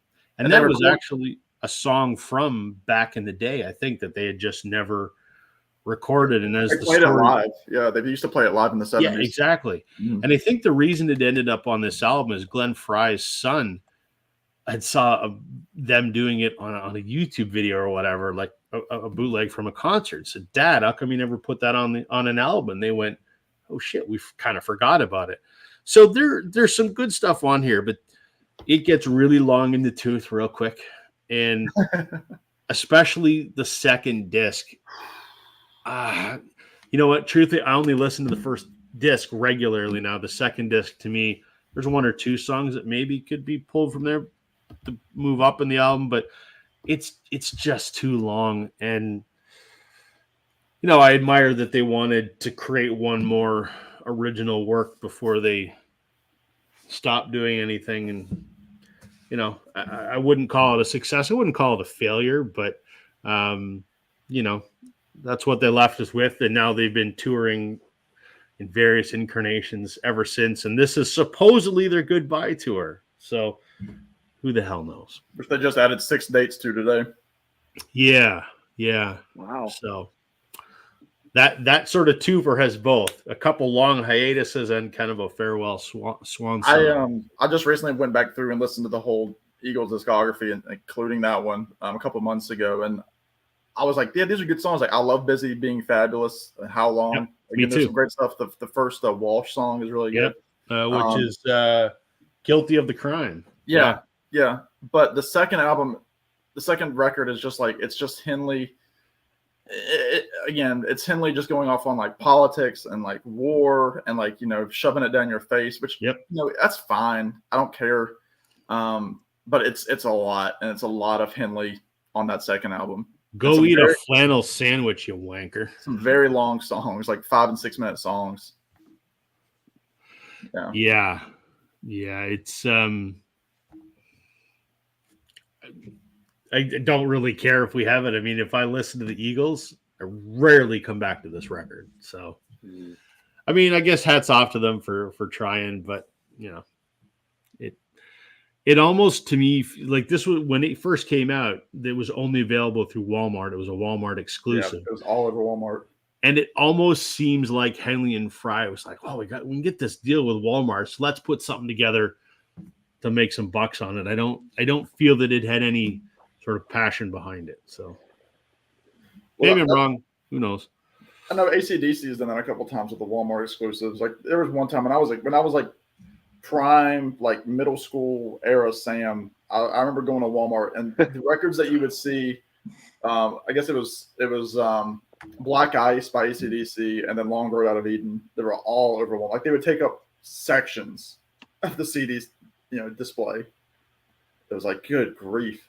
People buy these AC/DC albums, please. Yep. So I saw the Eagles on the Long Road Out of Eden tour, and I'm glad that I did because Joe Walsh is my guitar hero. And even though they're wankers, I mean, it was still Henley and Fry. I mean, obviously Fry has passed away. So, I got to see that core version of the band. Glad I saw them, but, whatever. Music Sanctuary says, I remember a reunion tour. Which reunion tour? Because they've had there's been a reunion tour and then 5 farewell tours. Henley's just milking it, but they're known for having expensive tickets. So $100 for an Eagles ticket, that had to have been a long time ago because I saw them 2010 or whatever, and I was well over $250. So yeah, the 2 times I could have seen them with Fry, as the Long Road Out of Eden lineup, both times they were in my area, it was nosebleeds 220. Yeah, that was again the last time was 2015, the year before Glenn died, and then it was 2009 or so because my uncle went to that show, and I'm like, at that point I was young, so I was 15, so I'm like, I can't do that. Rob, do you know on the original Hell Freezes Over tour, was that 94? 94, 95, something like that. Something like that. Who the opener was? No. One Sheryl Crow. Wow. Oh my God, that rings a bell, eh? That's well, that explains why her and Joe Walsh are buddies, right? Yes, and on the Eagles' current tour, which is supposed to be supported by Dan, Donald Fagen, yeah, who's deathly ill or something right now, sending thoughts because I think he's in the hospital. So they had to pull out at the last minute. So recently, when they were in Denver, Sheryl Crow opened the show. Oh man! Wow. I know they had Steve Miller for 5 or 6 shows. See, I would have loved that. Again, I'm going to owe Mazzy a lot of $50s every time I say wanker. But even though Henley's a wanker and I hate giving that asshole money, I do love the music. And I'd still like to see the current version of the Eagles because while I'm not a big country music fan, I think Vince Gill is a fantastic addition to the band. Fantastic guitar player. Complements them very, very well. And then I can't imagine seeing Sheryl Crow and the Eagles on the same bill. That'd be fantastic. Was she on the Cass Country album that Henley put out, as a guest vocalist? I have no idea. You know the album I'm talking about that he did 10 years ago? Yeah. Yeah. I don't remember. I don't know if she's on it or not. Yeah, I've never listened to the album, but. Tim says, I think we may have gone to the same Eagles show. Yes, that was at the Air Canada Center. Yes. All right, last round. You got anything left, Alex?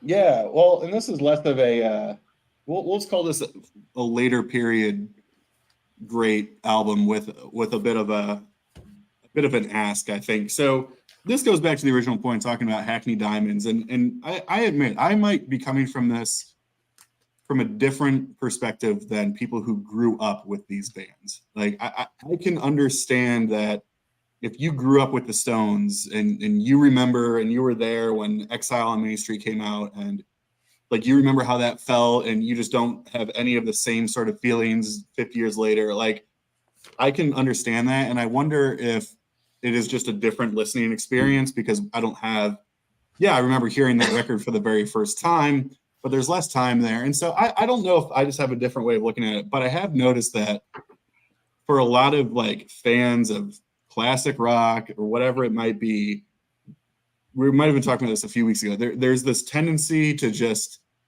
want to block and not listen to anything semi-new that comes out at all. Yep. It is no, I'm going to listen to, when I listen to the Stones, it is going to be 66 to 73. I'm not going to go anywhere outside of 66 to 73. Or, that band hasn't done anything good since this, or, whatever that is. And I do wonder of obviously if you feel that way, that's great. And also it's these artists are putting out some killer stuff, and they might be bands that you haven't thought about in years. and they're worth giving a listen. And that's like these older bands that are still doing great stuff, not necessarily new bands who are doing music sort of as an ode to the classic stuff. And so one of those bands, I will say, this band gets a lot of hate in the VC. I don't know why. I feel like if there was like one genre that people just like don't really gravitate towards, it's like like the album oriented rock. It's like the AOR stuff. Like people don't like talking about shit on it all the time. We shit on Foreigner and like we shit on Journey. It's like these bands, all these different things. But one of the bands that we shit on a lot, and I freaking love this band. And yeah, their heyday was definitely that like 77, 78 time. They went through some lineup changes, all these different things, but they're cranking out albums still. And the last 2 albums that they put out, I kid you not, I get just as much enjoyment out of them as I did their classic period stuff from 77, 78. That band is Styx. The record that came out 2 years ago is called Crash of the Crown. Of course, now, since Dennis DeYoung's been gone forever, his role has been replaced by the Canadian wonder that is Lawrence Gowan, right? Come on, don't you love Gowan? Canadians? Isn't he like a prized possession? No. Okay, but it's not like a South Park Bryan Adams thing where you have to apologize for him, though. No, Okay. I mean, he whatever. I don't. Here's the thing. I think Jason can weigh on this. I think we just kind of go, oh yeah, him, because the stuff that he did. Well, no, the stuff he did back in the right, like the stuff that he did back in the day was such cheese that we just go, yeah.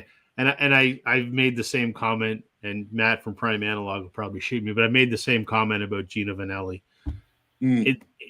Matt loves him, and I get it, but we as Canadians that grew up hearing the shit that they put out in the 80s on the radio all the time, we kind of just go, whatever. Yeah. That's my perspective. Jason could say I'm completely full of shit. No, I don't have any familiarity at all. Like I know you would if you heard some of the songs from like the 80s, you would know them. You'd go, oh yeah, that one. Like Alex's build up there. I hate when there's like this band that you love, and why is this band so hated? Like why don't you like him? Well, why do people choose to shit on this band? I'm with you on. I'm not like a Styx fan. Like I don't have any Styx albums, but I agree with you, and I agree with everything you said about album oriented rock. We do shit on that stuff too much. Journey, Foreigner, Boston, whatever. That's the sweet spot there. Like that 76 to 80 time is just like something came out. And what's so funny is, and this kind of plays into it, right? Of like, are we basing that off of like radio hits, all those different things? Especially, I don't know. My guess is that they never took off. This is another band. Like, I think one of the most misunderstood bands in the history of especially U.S. music is Kansas.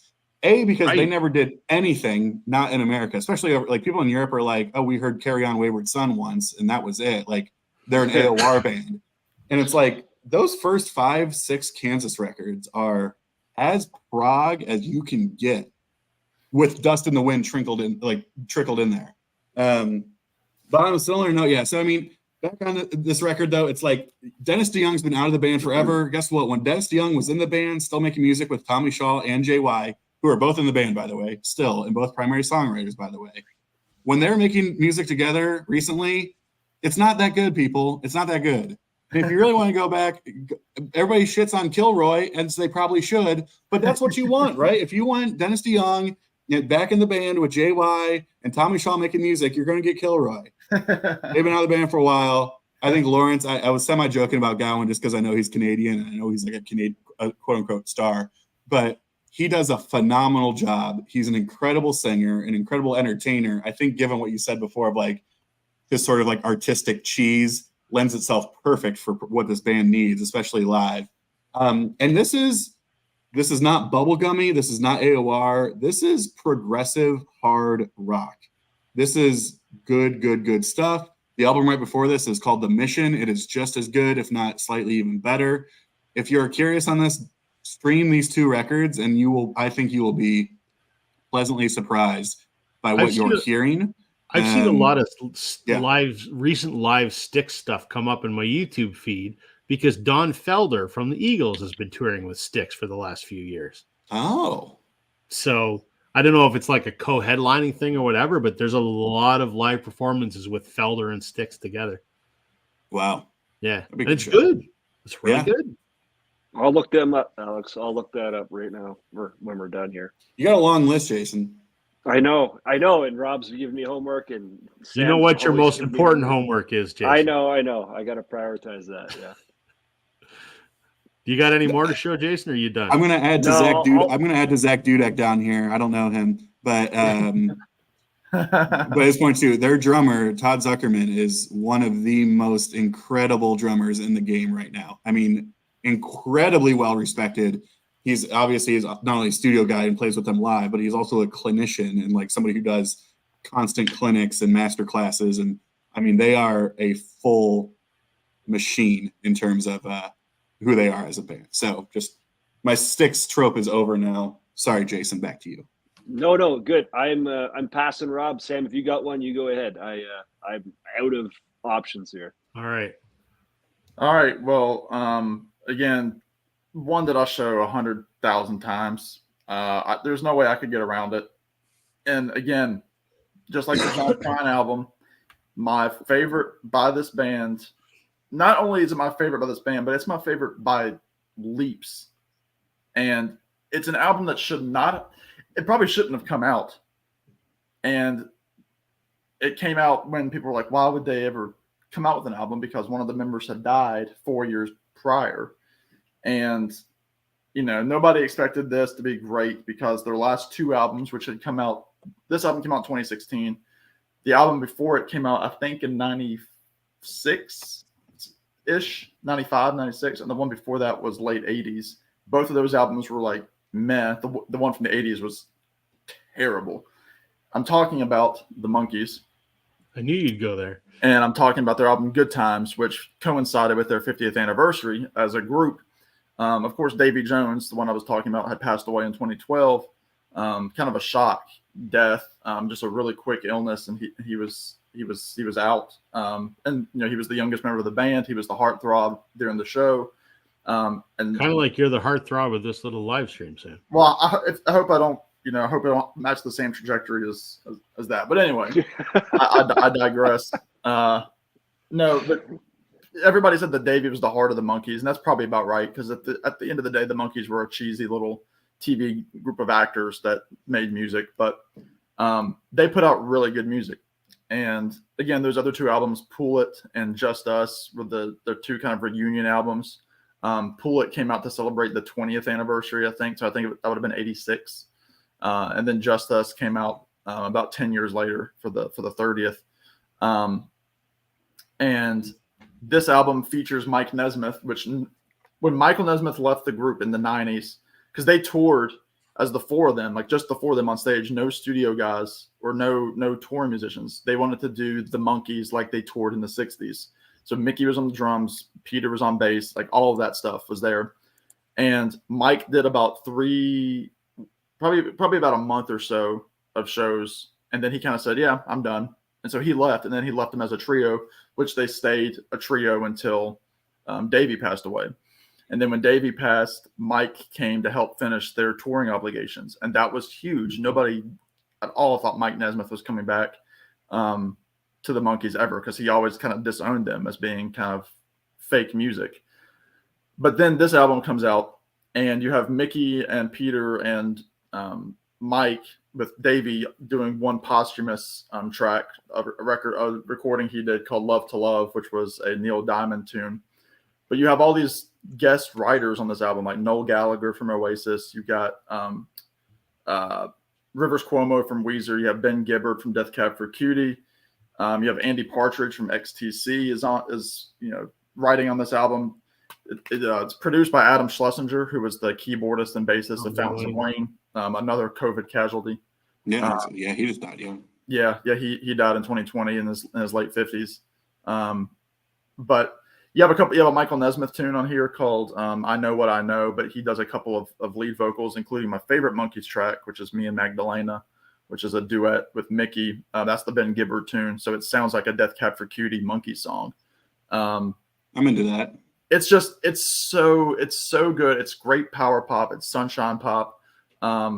Mickey sounds great on the tracks. Peter and Mike sound good. Peter does a cover of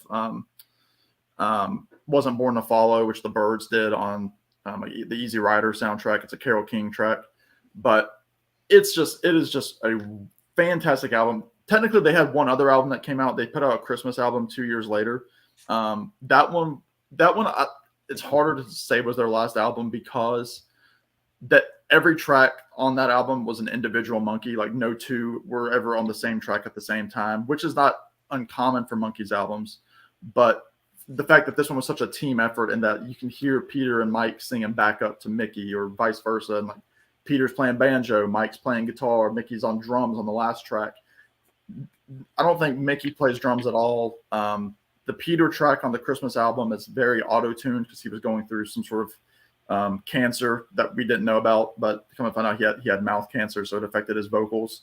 But this is a wonderful album. If you like the Monkees, if you like just great pop music, this is it. I mean, this is a fantastic album. It's in my top 25 of all time of any album. And again, no reason it should have been this good, but it was, and it's my favorite Monkees album by a lot. So there you have it. As soon as you said Monkees, I have to mention, if anyone hasn't seen Jeff Wichard's Dumpster Dives. Pull it. Wicked. Yeah, that was hilarious. I was crying laughing. It's so good. Yeah, he's got a wicked channel. Actually, he's got a contest out now for his 3,000 subs. I might jump in on that just because I love that guy's channel. I support that any day of the week. It's funny. I have the one piece of Monkees memorabilia that I have hanging in my apartment is a copy of Pull It underneath my picture of Abbey Road when I crossed the crossing. But Harry over at Harry's Music Room, one of my early pieces of VCLT. I don't know what I did to deserve it, but as anybody that knows Harry knows, he's a big collector. Like he collects, and he had this album, and he sent it to me without me knowing. He just said, "I'm sending you something," and it was a signed Pull It by Peter, Mickey, and Davey. Wow. The three Monkees are on that album. Mike's not on it, but it's signed with their names beside themselves in the pool. Which, again, it's a weird album cover for those that don't know it. It's like the three of them are in these floaties in the pool, and like they're shirtless and they're kind of touching each other's shoulders. It's really it's probably what we should do to promote this channel, like to promote this. Yeah. The four of us should just take a pool picture, and that can be our graphic. And touch each other's shoulders. That would be good. Yeah, that would be good. Or we can at least Photoshop that picture and put our faces on it. I'll leave that up. There we go. I got some Photoshop skill. So anyway, I digress. All right, my last one. Again, for some reason, I'm showing bands tonight that Glenn Calloway really, really loves, and this is one of his absolute favorite bands. And I know he's going to be sad that he's not here to discuss it, but Aerosmith Loves it. Yeah. This is one of his favorite albums. I know he has like 6 copies of it. This is their last album, Music from Another Dimension, which came out in 2012. This was about 10 years after their last album, which was Honkin' on Bobo, their blues album, which everybody hates except me. I love it. I think it's fantastic. Is their first original album since Just Push Play, which was like 97, something like that. So, they recorded this when Steven was doing his hosting duties on American Idol, so they were squeezing it in between the seasons or whatever. And, they said this is going to be our last studio album. And it's not very good. I don't think. Listen, it sounds like Aerosmith. But there's nothing on here that, So there's 2 schools of thought, I guess, when it comes to Aerosmith. Most folks in the VC are like, oh, the new Aerosmith from like the 80s onward sucks. The only stuff that's good is the original stuff from the 70s. I get it. That stuff's awesome. I love it. I love the 80s Aerosmith. Just Push Play.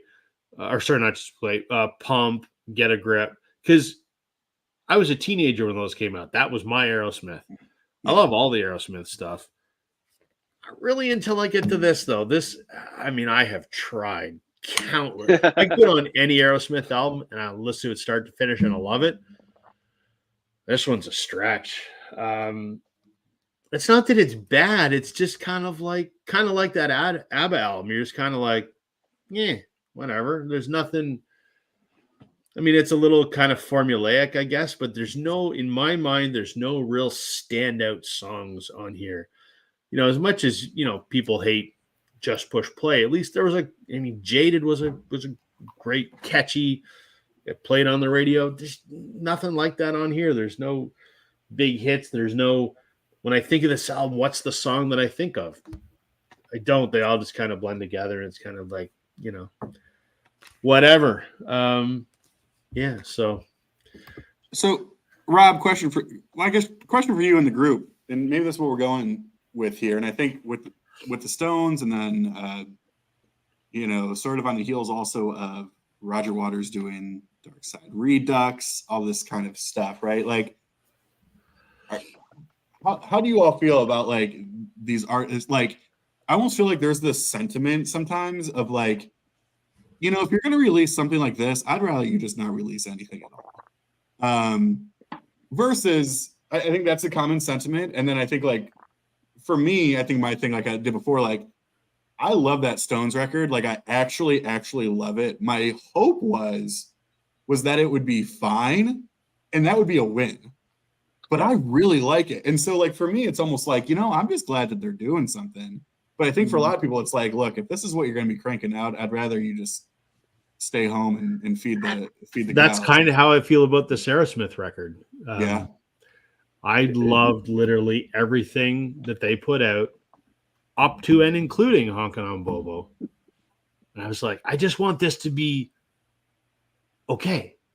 But I can't really put my finger on what I don't like about it. It's just, it doesn't do it for me.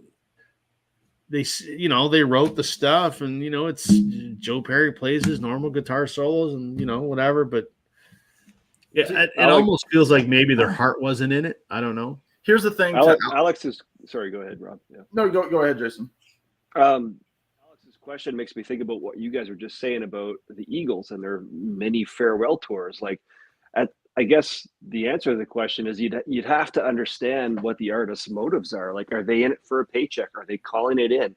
Or are they just, man, we have this massive fan base out there. They're all screaming for something. Let's give them something. Like, does it come from a place of, I'm still an artist, I still want to produce? Or is it like an obligation to a record contract? Or are they kind of short on cash? Like, I don't know what it is. Like, sometimes, but you're right. Like, Alex is right when he says, I just want it to be fine. I don't want it to be garbage. Just as long as it's fine. Yeah, that's like, this is my philosophy on myself in life. I'm just like, I look in the mirror every morning. I'm like, Alex, if you can do fine today, we'll be all right. Well, a little motivational quote above the mirror. Yeah, do fine. Just do fine. It kind of goes like we can't all look like Sam St. John. That's right. Yeah, you can see what that's doing for me. Yeah. Hey, I'm here with you guys. Thanks, Sam. No, I love you guys, but no, it kind of goes to what Alex was saying about it being just fine, or phoning it in. You have albums like that. Like, I mean, again, to bring up the Monkees thing, which again, I know the Monkees are already kind of a sore subject for a lot of people, but they put out that really bad album, Pull It, in the 80s, and then they do nothing for 10 years. I mean, they tour, they do like the Disney World concerts and stuff like that. And then they put out Just Us, just the four of them. They wanted to do an album again with them on the instruments. And again, it's not an astronomical thing. I mean, it's cool that all four Monkees were together one final time while they were all alive. And then, they disappear for another 20 years. And at that point, you're kind of like, we don't need another Monkees album, because they're touring. Or kind of like Billy Joel. Like, Billy Joel has been touring. He's done either River of Dreams in '91. He hasn't done anything other than some classical stuff. And the Monkees come out in 2016 out of the blue with a fantastic album of original stuff. So it shows that, like, they talked to the right people, the right producers showed up, the right writers showed up, and they were like, yeah, let's do it. And the same with John Prine. I mean, he put out some good albums from 2005 till 2018, but most of them were covers albums. He did, a duets album with Mac Wiseman, a bluegrass or country singer. He did the duets album In Spite of Ourselves with a lot of female singers. And he did For Better or Worse, which was like the follow-up to that 2 years before Tree of Forgiveness. And so you're like, John had some great original stuff. We might get a song here or there. And then all of a sudden, boom, here comes this last album with 10 original tracks that are all fantastic. So it's like, it's still there, but I don't know.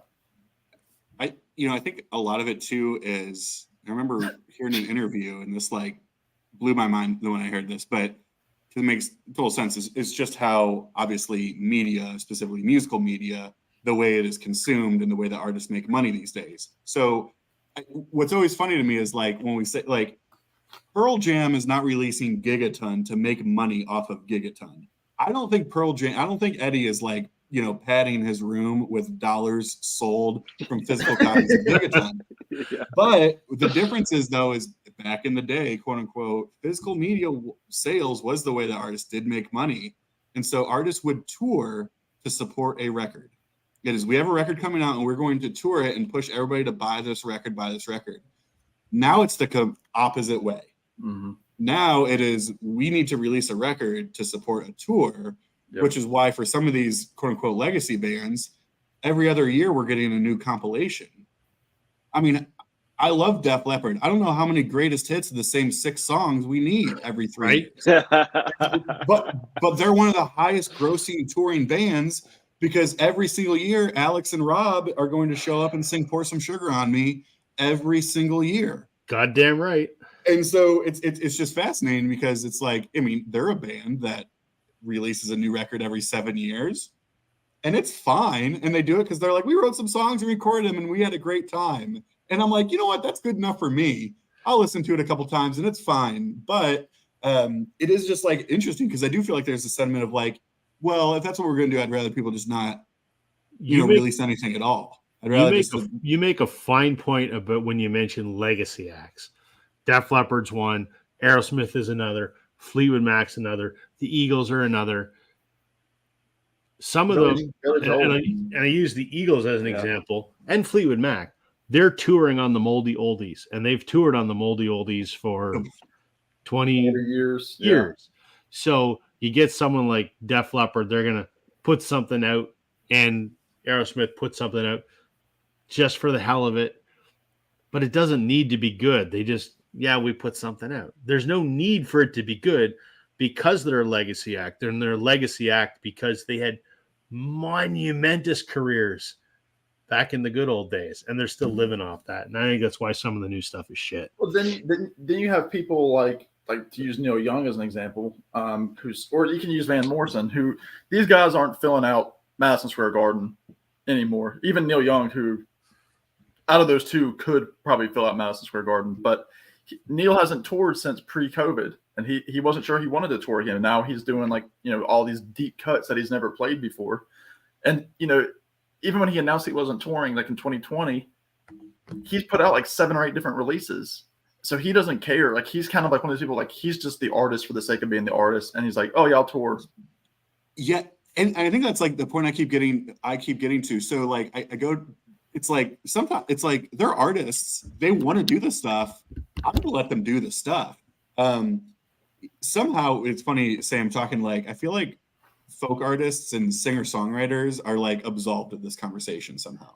I don't think, someone made a comment of what about Bob Dylan or Paul McCartney? When are they going to, and I'm like, Paul McCartney survived the 80s and people still came back. He'll be fine. So, but here's the thing, Dylan and McCartney, they're beyond legacy acts. They're gods in the music industry, and even if they sound like shit, you want to go see them just to say, "I saw Paul McCartney." Brian Wilson, he was another one. You don't care if they sound like shit. Sam knows how I feel about this. I don't think Paul sounds that great nowadays. His voice is not great, but if I had a chance to go see him again, bet your ass to go see him because that's friggin' Paul McCartney. Yeah. But, it's interesting. One of the things I've brought up recently in this, I'm a huge Pink Floyd fan. But I am by no means a Roger Waters apologist. I'll say that. But it is very interesting how the conversation amongst Pink Floyd fans has historically been, you have a David Gilmour camp, and you have a Roger Waters camp. Yep. And typically people will pick a lane and stay in that lane. And I'm sitting there going, and I show the record tonight, the last thing David Gilmour has done with Pink Floyd was in 1994, with the exception of a single that he put out for Ukraine. Roger Waters is touring nearly every year. It's one of the biggest tours every year. Yeah, he's doing some sloppy stuff. Get that. But it's like, he's doing a lot of these things. And it's like, if there was somebody that was like keeping that name, you know, keeping that band alive, what have you, like, that's an easier decision. I say that as someone who loves David Gilmour, and I wish he would tour, because I would go see him in a heartbeat. But it is just like interesting of like, to me, like that camp is like, they just want Roger to retire. They're just like, Roger, just go off to like an island somewhere and be quiet and just don't do anything ever. And I'm like, but that's not who he is. And if that was who he was, then Pink Floyd would have never existed. Because that's, you know what I mean? That's who he is. Yeah. Yep. And other than, I mean, obviously, you know, Nick and David have gotten together. The Endless River was essentially a Nick and Dave project, and then the Ukraine single. But and they've all gotten together at some point since that Live 8 show. Like, you know, I know like Gilmour showed up at one Roger Waters show. Watch that live. To remember watching it. Yeah. And then Waters has shown up at a couple of those Nick Mason shows. His Saucer Full of Secrets band. So they're still doing stuff, but like you said, you know, for me, I cannot stand Roger Waters. I don't like anything about him. I like Pink Floyd, but I cannot like. He's one of those. I was going to ask you. I'm guessing Final Cut is your least favorite. No, okay. Surprisingly, it's not. I mean, I don't go to it, but I mean, I really don't like the experimental like Ummagumma or Adam Hart. Like I can do without that stuff. But no, I don't know. I can't. He's one of those. I can't get past him. But with that being said, obviously, you're not going to have Dark Side of the Moon. You're not going to have The Wall. You're not going to have Wish You Were Here. You're not going to have Animals. That's all Roger Waters with the other guys playing really, really good music behind him and singing his songs. But I love it. I think Dark Side is like, that's a top album. So, you know. Well, guys, we've hit the 2-hour mark. That was a great discussion. Thank you, guys, for participating, and thanks for everyone that's watching. We'll take a minute or two. Does anyone have anything? Alex is going to make his first video very shortly, so everyone keep an eye out on Beer and Vinyl. Very short. And Rob, I just got tickets yesterday. Guess who's going to be here first week of December? Who? Dirty Honey. So I'll be. Man, that's awesome. And I think they still sell. So they didn't do an online like signature thing, but it sounds like they're going to be selling autographed records at their merch tables. Oh, that's cool. Shows. So that's awesome. That's awesome. Sam, what do you got coming up?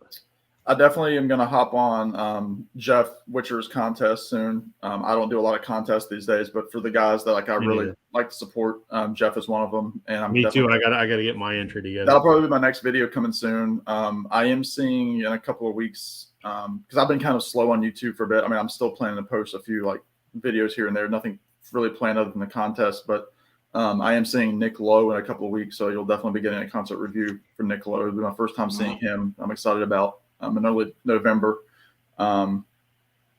Just, you know, keep an eye out. I'm kind of trying to hit that thousand mark. I'm you a month ago, man. I was at like 896 and now I'm back down to 893. I'm like, God damn. Yeah. Got to go over that 900 hurdle. Those hurdles they're all tough. I mean, even now, like it's, you know, they always like the first 100 were like the hardest. No, unless you're Jason, in which you get them all like after one video. But Jason gets that many because I started strong. I've been struggling ever since. Look at the crowd that Jason hangs out with, though. I mean, it's pretty heavy hitters. You. On that subject, Jason, you got any YouTube related things to discuss? Yeah, I'm going to hopefully in the next few days, I'll post just a regular kind of what's spinning kind of video. And then I do want to do the Jeff Witcher thing. I think that guy deserves all the attention in the VC right now. That guy puts out some quality shit. So I definitely want to get on board with that. And then obviously, thanks to you, Rob, I've been engaged quite a bit with the podcast lately, and then now with our new little side projects. So, why don't you tell everyone about our little side project we're doing? So probably kind of inspired by Glenn and Larry having a CD exchange. So now we're doing like this virtual exchange where we did a video, Rob and I, where we showed, I think, was it 3 albums that the other person's going to check out. And then we'll come back, reconvene in a month, discuss the albums. Rob was good enough to post the links to the different albums, and so people can check that out as well and be part of that conversation. When we reconvene, it will be a live chat, so there'll be people in the comments can chime in or maybe jump up on the screen, and we can talk about those particular albums. So a lot of fun. Like this, we've tentatively called it the virtual vinyl listening club. Yes. So that we really rolls off the tongue, you know. Yeah, well, exactly. Until we come up with a better name, but we put in the video, and the video's up now on my channel. I think Jason's going to post a copy of it on his as well. Yeah, I'll do it. But we told people what the albums were, and then go find them on Spotify. And when we announced the live stream, anyone that has seen it that wants to come join the discussion, we encourage that. We kind of want to make it a more than just me and Jason sharing our thoughts. We want to kind of involve people that are watching at home too. So perfect. It's exciting. I've already listened to Jason's first recommendation, Booker T. Oh, good. All right. Right on. Listen to that this evening. So, and I liked it as I figured I would. So, Rob, not to delay this anymore, but when I watched that video of you and Jason earlier, and you were talking about Booker T and the MGs, have you heard, what is it, Macklemore Avenue? It's the Booker T and the MGs take on Abbey Road. No, I haven't heard it. Oh my! I'm writing it down. It was crafted a Record Store Day reissue of it a few years ago. Okay. And the whole vibe is it's called Macklemore Avenue, and the of course the cover is them walking across the street, but in the hood, sort of thing. And so but it is the kind of soul funk.